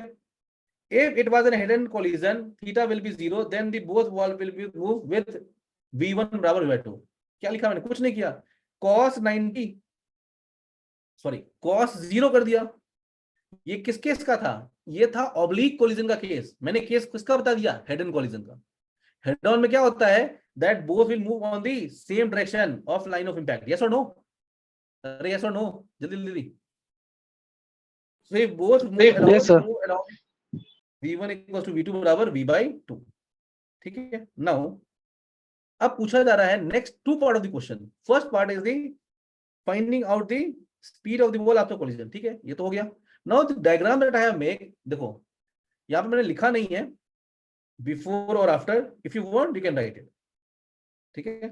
Before and after collision. What I have assumed here is very very important. Assuming their motion in horizontal xy plane and using conservation of energy, then we are writing. This is very very important to understand. इसके नीचे सब लोग कर लियोगे. This is very important assumption that we are making here. Why? If it will be a vertical, then we cannot conserve in y direction. Why? Because mg will act. Understanding or not? Raise your hand just. सबको समझ आ रहा है मैं क्या बोल रहा हूँ? दो कुछ चीज are hidden truth and assume thing, but still you have to write it, ठीक है? सर यहाँ पे क्या एक्सप्लेन किया ये mg वाला कंसेप्ट? भाई मैंने बोला कि मैं मान रहा हूँ कि हॉरिजॉन्टल प्लेन में हो रहा है। अगर ये हॉरिजॉन्टल प्लेन में नहीं होता तो x और y में कंजर्वेशन पॉसिबल नहीं था। क्यों? क्योंकि y में एक एक्सटर्नल फोर्स लगता, दैट इज ग्रेविटी, mg दोनों पर, ठीक है? यस सर, क्लियर है। Kinetic energy of a mass m moving with v given as, तो फॉर्मूला ये सब लिखोगे, छोटी मोटी बातें, तरीका है। It is a scalar quantity. Kinetic energy of the system is sum of the kinetic energy of all the particles. Because we have to add both of the kinetic energy and we have 3 pages. समझ में आ रहा है? तो खुला खुला लिख रहे हैं और भर भर के लिख रहे हैं और कोई उपाय नहीं है। ऐसा नहीं कि ये सब रिक्वायर्ड चीज है, but these are just to utilize the page, और पेज यूटिलाइज करना जरूरी है। So what is the kinetic energy before collision? Half mv square. दूसरा बॉल तो रेस्ट पे है, so it is coming out to be 9 था, 40.5 m joule. After collision, v1 की वैल्यू पुट कर दो 5.2, it is coming out with 27.04 joule, right? So delta t is negative. ये negative calculate करके दिखाओगे तो ज्यादा फील आता है। कई बच्चों ने क्या किया है, सीधा ये कैलकुलेट किया, ये ज्यादा ये कम, डेल्टा टी इज नेगेटिव। इसको कैलकुलेट कर दो यार, it will not take more than 10 second, 10 to 15 second, but ये दिखाया कि नेगेटिव नेगेटिव फील आता है। So what you can say that kinetic energy is not conserved here. Loss of energy generally मैं बोल रहा हूँ, is given as the heat loss of the system or sometimes stored the deformation energy.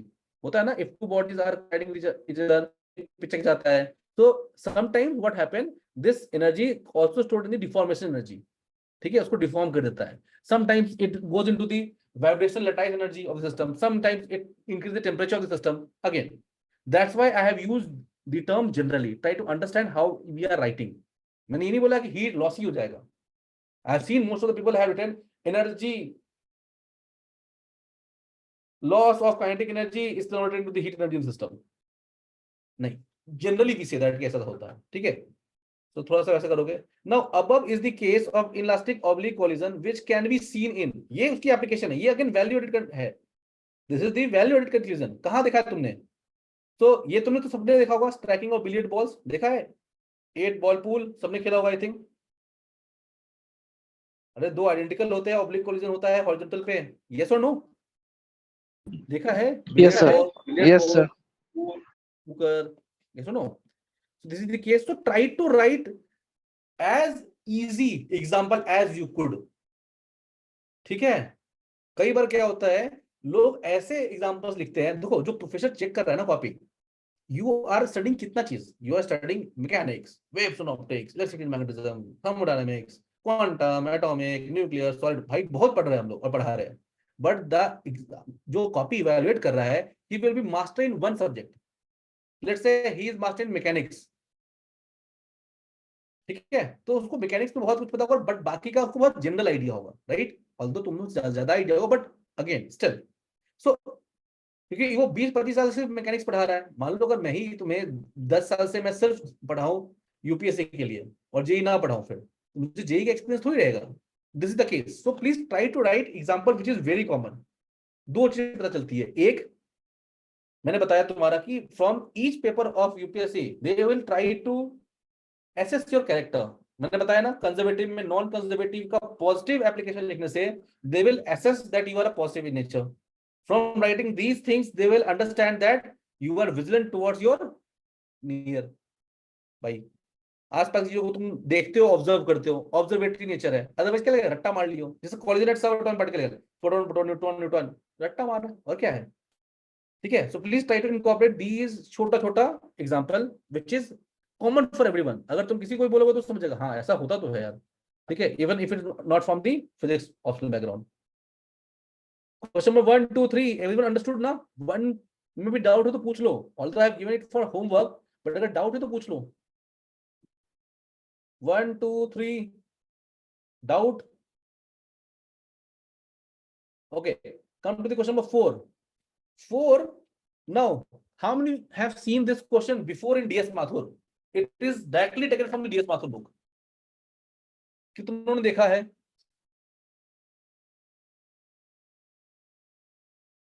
भाई जो मेरे foundation वाले बच्चे हैं, ये हमने क्लास में भी किया है, और बाकी व्यक्ति DS Mathur में। Now what have said DS Mathur, if you see that how they have solved it, they have solved it using kinematics, v square बराबर u square plus 2as। Can we solve it? Is it in the syllabus? No. हमारे syllabus में जो है हम उससे करेंगे। Why? Because as it is taking place on the earth, it is v not से फेंका गया है। अगर v स्पीड क्या होगी, h height h, this is what we have to find it. It is all taking in a conservative field. ठीक है, तो वो इसी में टाइम जाता है मेरा, ये रॉकेट बनाने में क्यूट क्यूट है ना। खैर, so what is happening here, gravitational field में ये काम हो रहा है, that means it's a conservative field, that means we have to map it to the syllabus. हमारे सिलेबस में क्या है सब, तो हमारे सिलेबस में है conservation of mechanical energy that states that sum of kinetic energy plus potential energy is constant if only conservative work is done on the system. अगर और कोई काम हो गया कंजर्वेटिव के अलावा तो ये कंजर्व नहीं होता है। बताया था मैंने ना, if you remember, work total is equal to change in kinetic energy. What is work total? It can be work conservative plus it can be work non-conservative, but work it can be external plus it can be work pseudo. ठीक है, non conservative भी नहीं होना चाहिए, external भी zero, ये zero. Work done by force is what, minus delta U, then ये आया था, I hope you remember these things, delta U plus delta T is equal to zero, we will use that. तो what is force at any height h? It is given at g/m/r square. h height पे तो क्या होगा, r plus h का whole square, r बाहर ले लो तो g/m/r square. What is g/m/r square? भाई g as equal to gravity. Now using work energy theorem, work done is what, change in kinetic energy. What is work done? Delta t बराबर integrate कर दो, it is equal to change in kinetic energy, half mv square minus half mv square. Now when you integrate it, ये तो आ जाएगा minus 2g, 1/r का है, minus r 1/h, 0 से h तक, right? From here v square minus v naught square equals to minus 2gh 1 plus h by r. So v naught को इधर ले जाओ तो v equals to this one. Now what you can conclude from here? What you can conclude from here? It will be not given in the DS Mathur. DS Mathur में अगर तुम देखोगे तो सीधा उसने ये स्टार्ट किया है, v square बराबर v naught square बराबर इंटीग्रेशन एक्सेलरेशन का। That should not be the approach. Also, if this is the thing, what is general to us? General formula क्या पढ़ा हमने? When we are on the surface of the earth, h tends to 0. If you put it that, वही आ गया kinematics का formula. ठीक है? Everyone understood this or not? We have to calculate the velocity v at height at in terms of v naught h r. Understood? Then maximum height attained by the rocket fired with a speed 90% of escape velocity. Now sir यहाँ पर conservation derive करने की जरूरत नहीं है, नहीं जरूरत नहीं है, क्योंकि ये 10 मार्क्स का क्वेश्चन में खुद ही दो चीज पूछ दिया गया है. तो फ्रॉम हियर यू अंडरस्टैंड कि तुम्हारा स्पेस तो ज्यादा है नहीं, you don't have that much time. Again this will come from the experience, किसमें करेंगे किसमें नहीं करेंगे. अगर यहाँ पे तुम ड्राइव करने की कोशिश करोगे तो स्पेस नहीं बचता है, देख रहे हो. ठीक है. और again this is not a direct formula, rather it's a law. Yes और नो. मैंने क्या बताया कि फॉर्मूला डंप नहीं करेंगे कोई भी, बट अगर कोई लॉ है तो डायरेक्टली यूज कर सकते हैं. क्लियर है? इसने पूछा था ये सैम. मेरा एक दोस्त था, उसका नाम हैंडल भी यही था, सैम द फायर, जब हम लोग काउंटर स्ट्राइक सब खेलते थे. खैर चलो.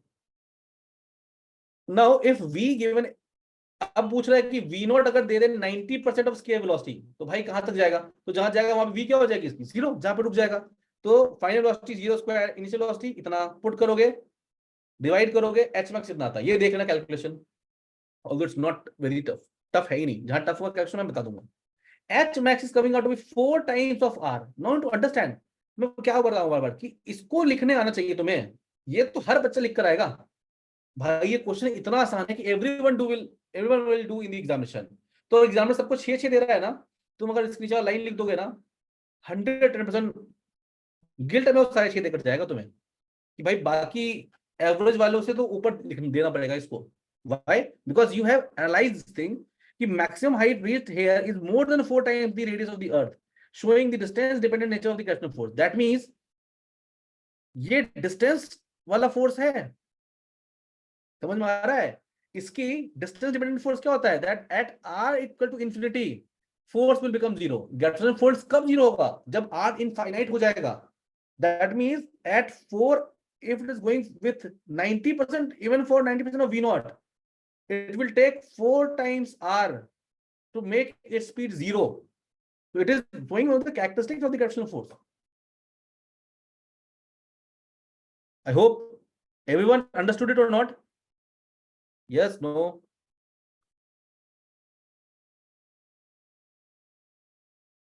जल्दी बोलो, मुझे 5 मिनट में खत्म करना होगा. 5-7 मिनट में. From 8 I have another class. Sir marks wise number लिखने चाहिए. अरे बताया तो है इस चीज को स्टार्टिंग में ही, मार्क्स वाइज नंबर. हाँ, अगर ये 15 मार्क्स का है, 10 मार्क्स का है, ऊपर वाला 15 मार्क्स का था, जितने पेज मिले उन सबको भरना है. ट्राई करो सबको भरने का. अगर नहीं भर पाओ तो लास्ट पेज को 70% तक भरने की कोशिश करो. ठीक है, मैंने बताया, देख लेना रिकॉर्डेड में इसके, स्टार्टिंग में लेट आए हो तो. कौन पूछा? BH, एक तो नाम चेंज कर लो यार तुम लोग प्लीज. तो coming to this question, a body of mass m splits into 2 masses. Please कहीं कहीं दिक्कत है ये सब का, तो उसको इग्नोर कर देना यार. I have typed with my own hand, है ना, तो ये दिक्कत आएगी. So again what is the collision, we have defined the collision. कुछ है ही नहीं क्वेश्चन में, बस बोल रहे हैं कि एक्सप्लोड कर गया, ये हो गया. तो ये we know that in the case of collision, so we have to connect these things. क्या हुआ है? एक्सप्लोजन. भाई what is explosion? Explosion is nothing, it's a type of collision. What is so good about collision? That conservation of momentum. So ये जो hierarchy है ना, that we have to show in the answer also. So first I'm writing collision is mutual attraction जिसमें momentum conserve होती है. बता दिया मैंने collision क्या होता है, so that you can directly conserve the momentum for explosion. और फिर मैंने बोल दिया कि explosion क्या है? Explosion is a type of collision in which internal chemical energy got converted into kinetic energy of the constant particle. That means I have make a relation between the explosion and conservation of momentum, so that I can directly use between these things. ठीक है. Now question is given कि मास m है, फट के 2 हो गया, m1 और m2, एक गया b1 से इधर, एक गया b2 से इधर. ठीक है. So what will be momentum? So considering p equals to mv, again time बहुत है, स्पेस है, तो हम लोग लिख रहे हैं फालतू की चीजें. Where p is momentum, m is mass, v is velocity. Time कम होता तो बोल देते हैं, सीधे लिखते हैं p equals to mv, having symbols their usual meaning. एक लाइन में खत्म, और फिर 10 स्पेस बचा लेते हैं.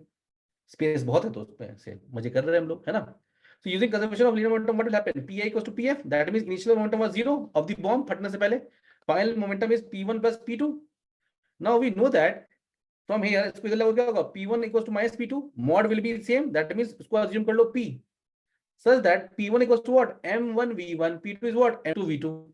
So if I write only the scalar component, it will be P equals to M1 V1 plus M2 V2. यहाँ तक सबको समझ आ रहा है, right? Now from here I can say that कि T is total energy of the after collision. T is given as कि total energy after collision. Simple सी बात है, कितना था? हाफ M1 V1 स्क्वायर पहले वाले का, हाफ M2 V2 स्क्वायर दूसरे का, इक्वल्स टू T. यही तो गिवन है. It is given in the question. You can write given here also if you want. ठीक है, या मैंने लिख दिया यहाँ पर as given. It's up to you. So what is, क्या हम काइंड कर सकते हैं P square by 2M? Yes or no? Multiply कर दो M1 से, तो ऊपर क्या जाएगा? M1 square plus V1 square, that is P1 square upon 2M1, P2 square by 2M1. But हमें क्या पता है कि P1 स्क्वायर और P2 स्क्वायर तो सेम ही है. देखो P1 square P2 square equal to P square. P square common लो तो क्या आएगा? 1 अपॉन दिस.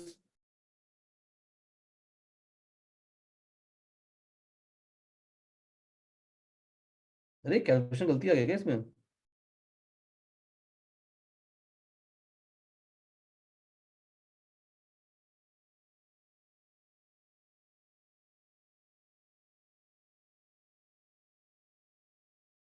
ठीक है.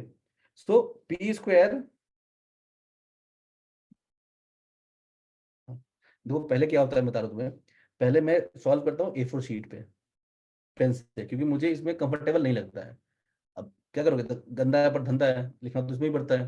तो फिर मैं इसको कॉपी पेस्ट करता हूँ यहाँ पर. तो इसमें कई बार क्या होता है, माइंडलेसली कॉपी पेस्ट हो जाता है. तो प्लीज समझना इन चीजों को. So P square this, so P square equals to 2T upon M1 M2 upon M plus M1 क्या है? M. P स्क्वायर बाय 2 बाहर लेंगे तो M2 plus M1 by M1 M2, ये क्या गिवन है? M गिवन है. तो P स्क्वायर क्या हो जाएगा? 2 मल्टीप्लाई 2T M1 M2 ऊपर चला गया upon M. As both particles are moving in opposite direction, V relative is what? V1 plus V2. अब देखो ये कितने मार्क्स से पूछा गया था? It was asked for 15 marks. तो 3 पेज यूज करना होगा हमें.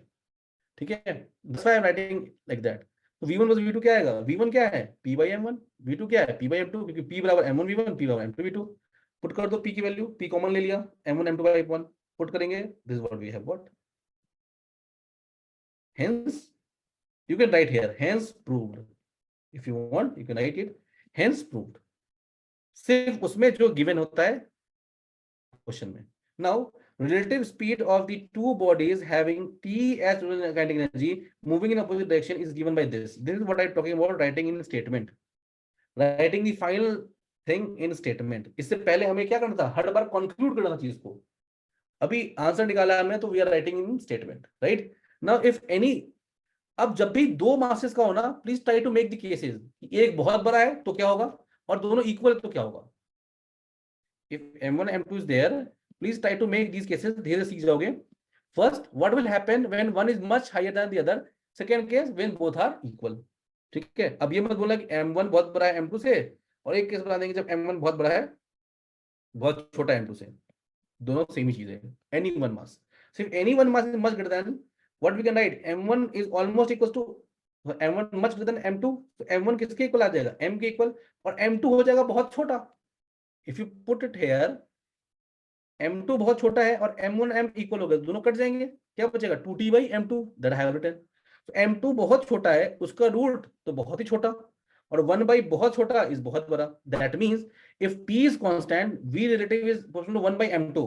That means relative velocity becomes very high if M2 is very less. If M2 is very less, it becomes very high. This is what I call interpretation. I hope everyone has written the answer. ठीक है, try to just compare with it. सबने, अब देखो मैं पिछले 3 साल से चिल्ला रहा हूँ, इंट्रोडक्शन लिखना है, बॉडी सॉल्यूशन लिखना है और कॉन्क्लूजन लिखना है. इससे पहले, ठीक है, इससे पहले सब बोलते थे कि जस्ट आंसर लिख कर आ जाओ हो जाएगा काम. जस्ट सी दी टॉपर कॉपी. यार मैं क्या बोल रहा हूँ, ठीक है, प्रत्यक्ष को प्रमाण की क्या जरूरत है. सो वो वाली बात है. तो for last 3 years I have started this thing कि you have to write answer. ठीक है, अभी भी कुछ लोग इस चीज से मतलब इत्तेफाक नहीं रखते हुए कि नहीं लिखना चाहिए, बट स्टिल आई फील कि you have to write answers like this only. ठीक है, So this is what interpretation you should make. Second thing, when they become equal, m1 becomes m2, relative velocity become least. Do you know that thing or not? m1 into m2 when it become maximum. अरे m1 m2 maximum कब होता है? q1 into q2 maximum कब होता है? ये सब बचपन में तूने पढ़ा होगा मैंने कभी. If you have two things x and y, when it will become maximum? When both are equal. 0.5 into 0.5 is 0.025. If sum becomes 0.51, if sum becomes 0.41, ये 0.25 से कम हो जाता है, 0.249 हो जाता है, right? So this basic concept, और ये एग्जामिनर को भी पता है. ये तो ऐसा नहीं तुम यहाँ पे इसको डिफरेंशिएट करके दिखाओगे. It is not required, right? ये छोटी बातें हैं. So when it become higher, it become least. लिख दिया हमने, वैल्यू ऐड कर गया मेरा. बाकी नहीं लिखा हुआ उससे अच्छा आंसर दिख रहा है, क्योंकि मैंने सेम टाइम में सेम स्पेस में बाकी से अच्छा आंसर लिख दिया. यही तो कंपटीशन है. Yes or no? What is the competition? That in the same time, in the same scenario, you are doing better than the other. It is not an absolute thing. ठीक है? तो हमें बस बाकी से अच्छा लिख देना है. बाकी लोग यही तक लिख कर रह जाएंगे कि हाँ प्रूव, हेंस प्रूव्ड. ये जो इसने लिख दिया थोड़ा बहुत भी ऐसा, उसको लगेगा भाई ये तो दो तीन चीज है. फास्ट लिखता है, अच्छा लिखता है, right? That he can take decision very fast as well as accurate. ठीक है? समझो साइकोलॉजी को चीजों में. Now, coming to this question, anyone doubt? Last question, question number 5. Any doubt? Any doubt? So please note that you have to first complete your foundation courses, then you should come to these questions, है ना? Anywhere, मैं नहीं बोल रहा foundation course खरीद लो मेरा. Any institute foundation course to join, attend it, or you should done your basic from any standard book. ठीक है? Like DS Mathur, if you're following for mechanics, any book, just do your foundation first. Now, a particle of mass m1 collides with q, m2 at rest. The particle p and q traverse an angle theta and with respect to initial. Derive an expression for the maximum value of theta. What is theta? It is the scattering angle. How will we solve it? बहुत लोगों ने solve नहीं किया इसको. How will we solve it? See, when things become complicated at the first instant, सुनना अच्छे से. In case of collision, when things become very complicated, very good, Milan, we should think of center of mass frame. By center of mass frame तो आराम से हो जाएगा, है ना? So let us do that. So in lab frame, it is given that Q is at rest, P is U1. So अगर तुम्हें ये फॉर्मूला याद रहा होगा, ये फॉर्मूला स्कैटरिंग वाला जो तुम्हें ड्राइव करना है, is it the basic formula? Yes. Should be on your fingertips? Yes. Can we dump it directly? No, we cannot dump it directly because it is not coming from a basic law. Everyone understand this part or not? समझ में आ रहा है मैं क्या बोल रहा हूँ? इससे पहले हमने T plus U equals to 0 conservation of mechanical energy direct लिख दिया था, but this formula not writing directly. इससे पहले मेहनत करेंगे हम लोग. Are you understanding the difference between them? Yes और नो? जल्दी बताओ.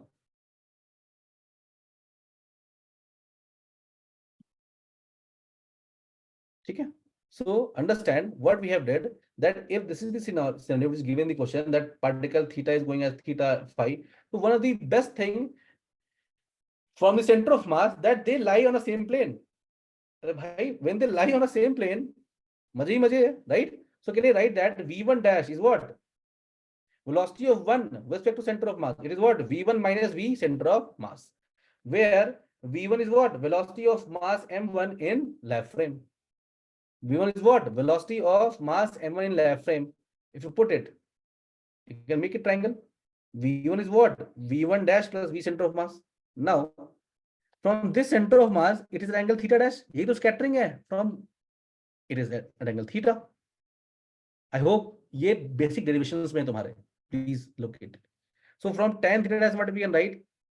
We can write tan theta, no? Theta dash is my center of mass. So from tan theta I can write v1 dash plus sin theta dash, v1 dash cos theta dash plus v center of mass. कैसे? इस triangle से ये कितना है? v1 sin theta. ये कितना है? v center of mass. और ये कितना है? v cos theta. Sir do we need to write assumption of elastic collision here? It is not given, and we get m1 by m2 formula for elastic collision. अभी तक elastic की कुछ जरूरत है क्या यहाँ पर?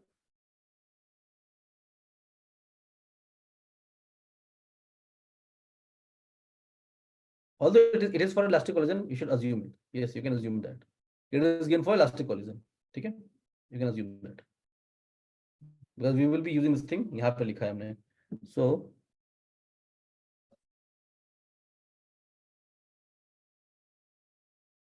assuming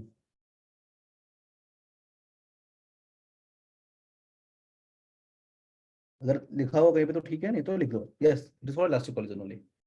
So tan theta is given like that. So from this one, I hope you have come to this thing. ये तुमने सबने फाउंडेशन बैच में पढ़ा होगा ये फॉर्मूला. कोई किसी को नहीं पता तो पूछ लो मेरे से.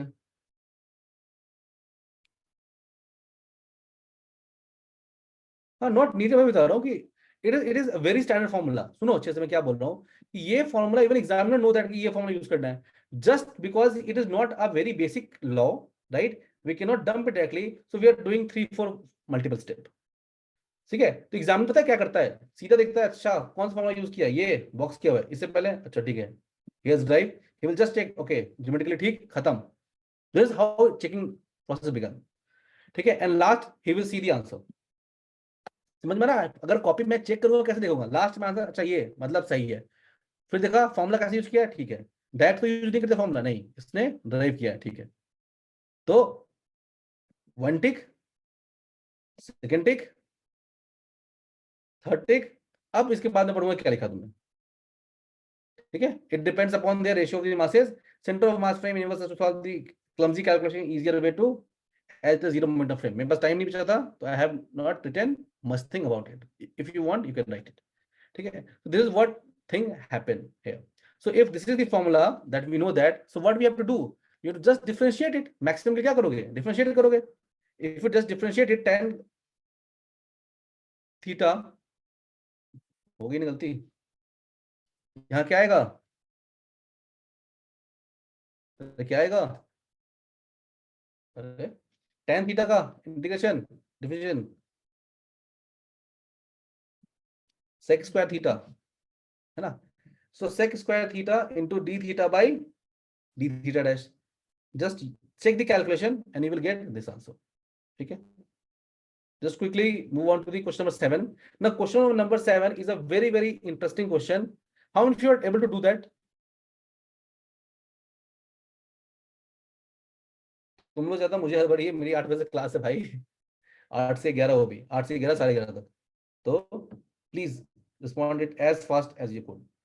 ठीक है? चलो देखो. तो अगेन इट इज, इसमें पूछ रहा है कि prove that separation of colliding particle is same when observed in centre of mass laboratory frame. अगर दो पार्टिकल की सेपरेशन है, separation is what when we talk about separation. So when we were studying the collision, I have told you that first phase is approach, then phase is the at the time of collision, and then the phase come of the separation. Yes or no?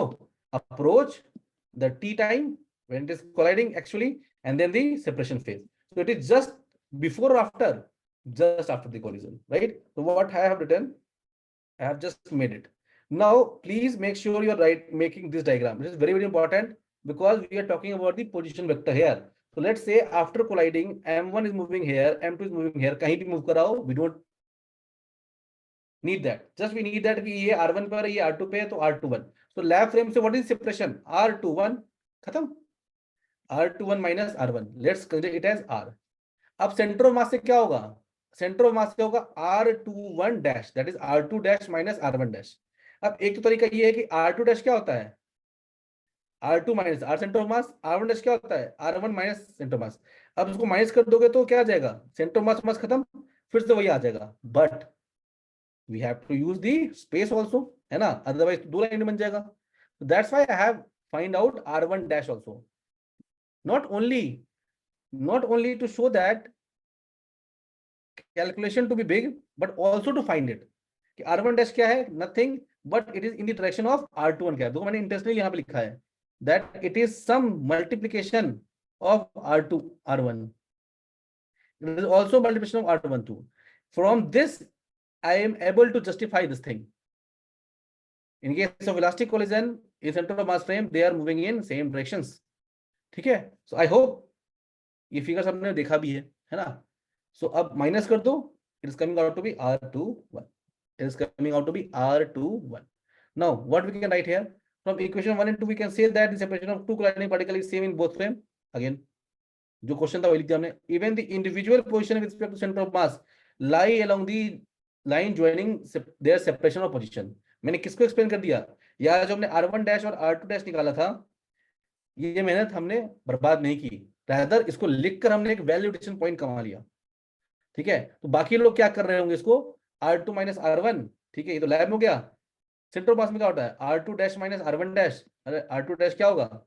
R2 minus R centre of mass minus R1 plus R centre of mass. खत्म. तो ये दो line हमने use नहीं किया. Rather we have utilize all the space. We have made two diagram. We have made value addition. So अगर examiner इस वाले बंदे को 6 देगा तो you will definitely get 6.5 or 7 marks. Again, I'm telling you, it's not about the absolute thing or absolute answer writing. It is all about the competition. Forget about thing. तुमने सब solve सही किया, किसी ने ऐसा लिख दिया answer, he will definitely get more marks. ठीक है? अगर किसी एवरेज वाले को एग्जामिनर ने 6 दे दिया है तो अच्छे वाले को 6.5 दे देगा. ठीक है? अगर किसी अच्छे वाले को 6 दे दिया, मान लो ऐसा हो सकता है कि लगा रहे यार ये तो कॉमन ही है, सब लोग लिख कर लाएंगे. ये पहला कॉपी तुम्हारा, तुमको अगर उसने 6 दे दिया तो बाकी सबको क्या देगा? वो 5.5 दे देगा. Although marks will decrease in case, but again effective marks will increase, relative marking will increase. I hope you must have understood question number 1 to 7. If you have any doubt, ठीक है, just ask me. I am giving you 2 minutes. जो भी doubt है 1 to 7 में तुमने solve किया होगा. And please solve other questions in the next class, that is tomorrow. We will be dealing questions again. इसके आगे जितना भी कर सकते हैं, 10 15 20 जितने भी क्वेश्चंस कर सकते हैं, we try to do that. Need to take no I will provide the PDF. Yes I will provide the PDF. ठीक है? Hello sir. Okay, I will provide the PDF of this thing. चलिए फिर, everyone, any doubt? Hello sir. हाँ. नमस्ते नमस्ते. Sir. In question number 3, Question number 3. Okay. Velocity turns out to be 3√3 metre per. तो sir मेरा ये doubt था कि 5.2 is not the exact value and solution के बाद हमारे पास 3√3 एक एग्जैक्ट वैल्यू है, तो हमें 3√3 को प्रेफर क्यों नहीं करना चाहिए? 5.2 नहीं, तुम कर सकते हो. 5.2 एग्जैक्ट वैल्यू क्या है? 5.109 समथिंग ऐसा कुछ आ रहा है, यही आ रहा है ना? तुम वो लिखो, तुम 3 जन में. It doesn't make any sense. कोई दिक्कत नहीं है. अगर तुम 9/√3 कर रहे हो तो it is coming out to 5.196152243, है ना? It can be easily written as 5.2. Yes और नो? 5.1961. तो इतना तो चलता है यार, इतना कोई दिक्कत नहीं है. नहीं, मैं ये पूछ रहा था कि अगर मतलब वो तो मतलब फाइनली वो एक एग्जैक्ट वैल्यू नहीं है, मतलब अप्रोक्सीमेट ही वैल्यू है ना. तो 3√3 मैं बता रहा हूँ. अगेन मैंने क्या बताया कि it's a way of writing. ठीक है? यहाँ अगर तुमसे पूछा गया 9 मीटर पर सेकेंड, तो जिस लहजे में पूछा गया उस लहजे में लिखने की जरूरत है. Although it's not a very big thing. Although in examination what basically we write, हम लोग लिखते हैं 3√3 इज इक्वल टू 5.2 मीटर पर सेकेंड. ऐसे लिखते हैं ना एग्जाम में. तो यहाँ तक लिख रहे हो तो अगर एग्जामिनर के पास 3√3 है फिर भी वो उसको सही करेगा, टेंशन मत लो. ओके? ठीक. इतना होता है सबके पास, मतलब इतना सब लोग न्यूमेरिकल में लेकर चलते हैं कि अप्रोक्सीमेट वैल्यू आसपास की. ठीक है? या एक कैलकुलेशन ऊपर एक कैलकुलेशन नीचे, सब लोग इतना लेकर चलते हैं. ठीक है? चलो everyone, any doubt? From tomorrow we will be discussing in detail. Sir, I have one doubt, sir. हाँ. Sir, my name is Chidanand, sir. Actually, sir, ये सर मतलब डाउट है कि सर मतलब after continuous work also sir एक मन में sir एक फियर आ रहा है कि सर पेपर कंप्लीट हो पाएगा कि नहीं. सर वो जो सुनो, इस 7 क्वेश्चन में कोई डाउट है तो प्लीज अभी पूछ लो. मेरी 8 बजे से क्लास है. I have only 7 minute. I am taking class from 6. इससे पहले मैंने दिन में ऑलरेडी 6 घंटा क्लास ले रखा है. तो 6 3 2 8 घंटा हो गया. इसके बाद 3 घंटे की और क्लास है. ठीक है? अगर इसके अलावा कुछ भी है, I will be free by 11:30 in the midnight, ठीक है। इट इज जी माय सर। नंबर 527891847, कॉल कर लेना, ठीक है, क्योंकि नेक्स्ट क्लास में फिर लेट हो जाऊंगा मैं। ठीक है Okay? सर, ओके, ठीक है सर, ठीक है sir. This, if any doubt remain, please ask in the tomorrow. कल भी हम लोग 6 से 6:30 7 बजे तक जब भी होगा मैं बैठ जाऊंगा, ठीक है। 8 बजे क्लास होती है, उससे पहले मैं फ्री होता हूँ। तो we will start at 6 p.m. tomorrow also and we'll try to discuss as many questions as we could, ठीक है। Remember everything, 600 questions has been asked from 10 years. If you are able to understand only 300 questions to 400 questions भी समझ लो ढंग से, then your job is done, ठीक है। चलो, that's all for today. Thank you everyone for attending the lecture. Bye bye, good night. Thank you sir.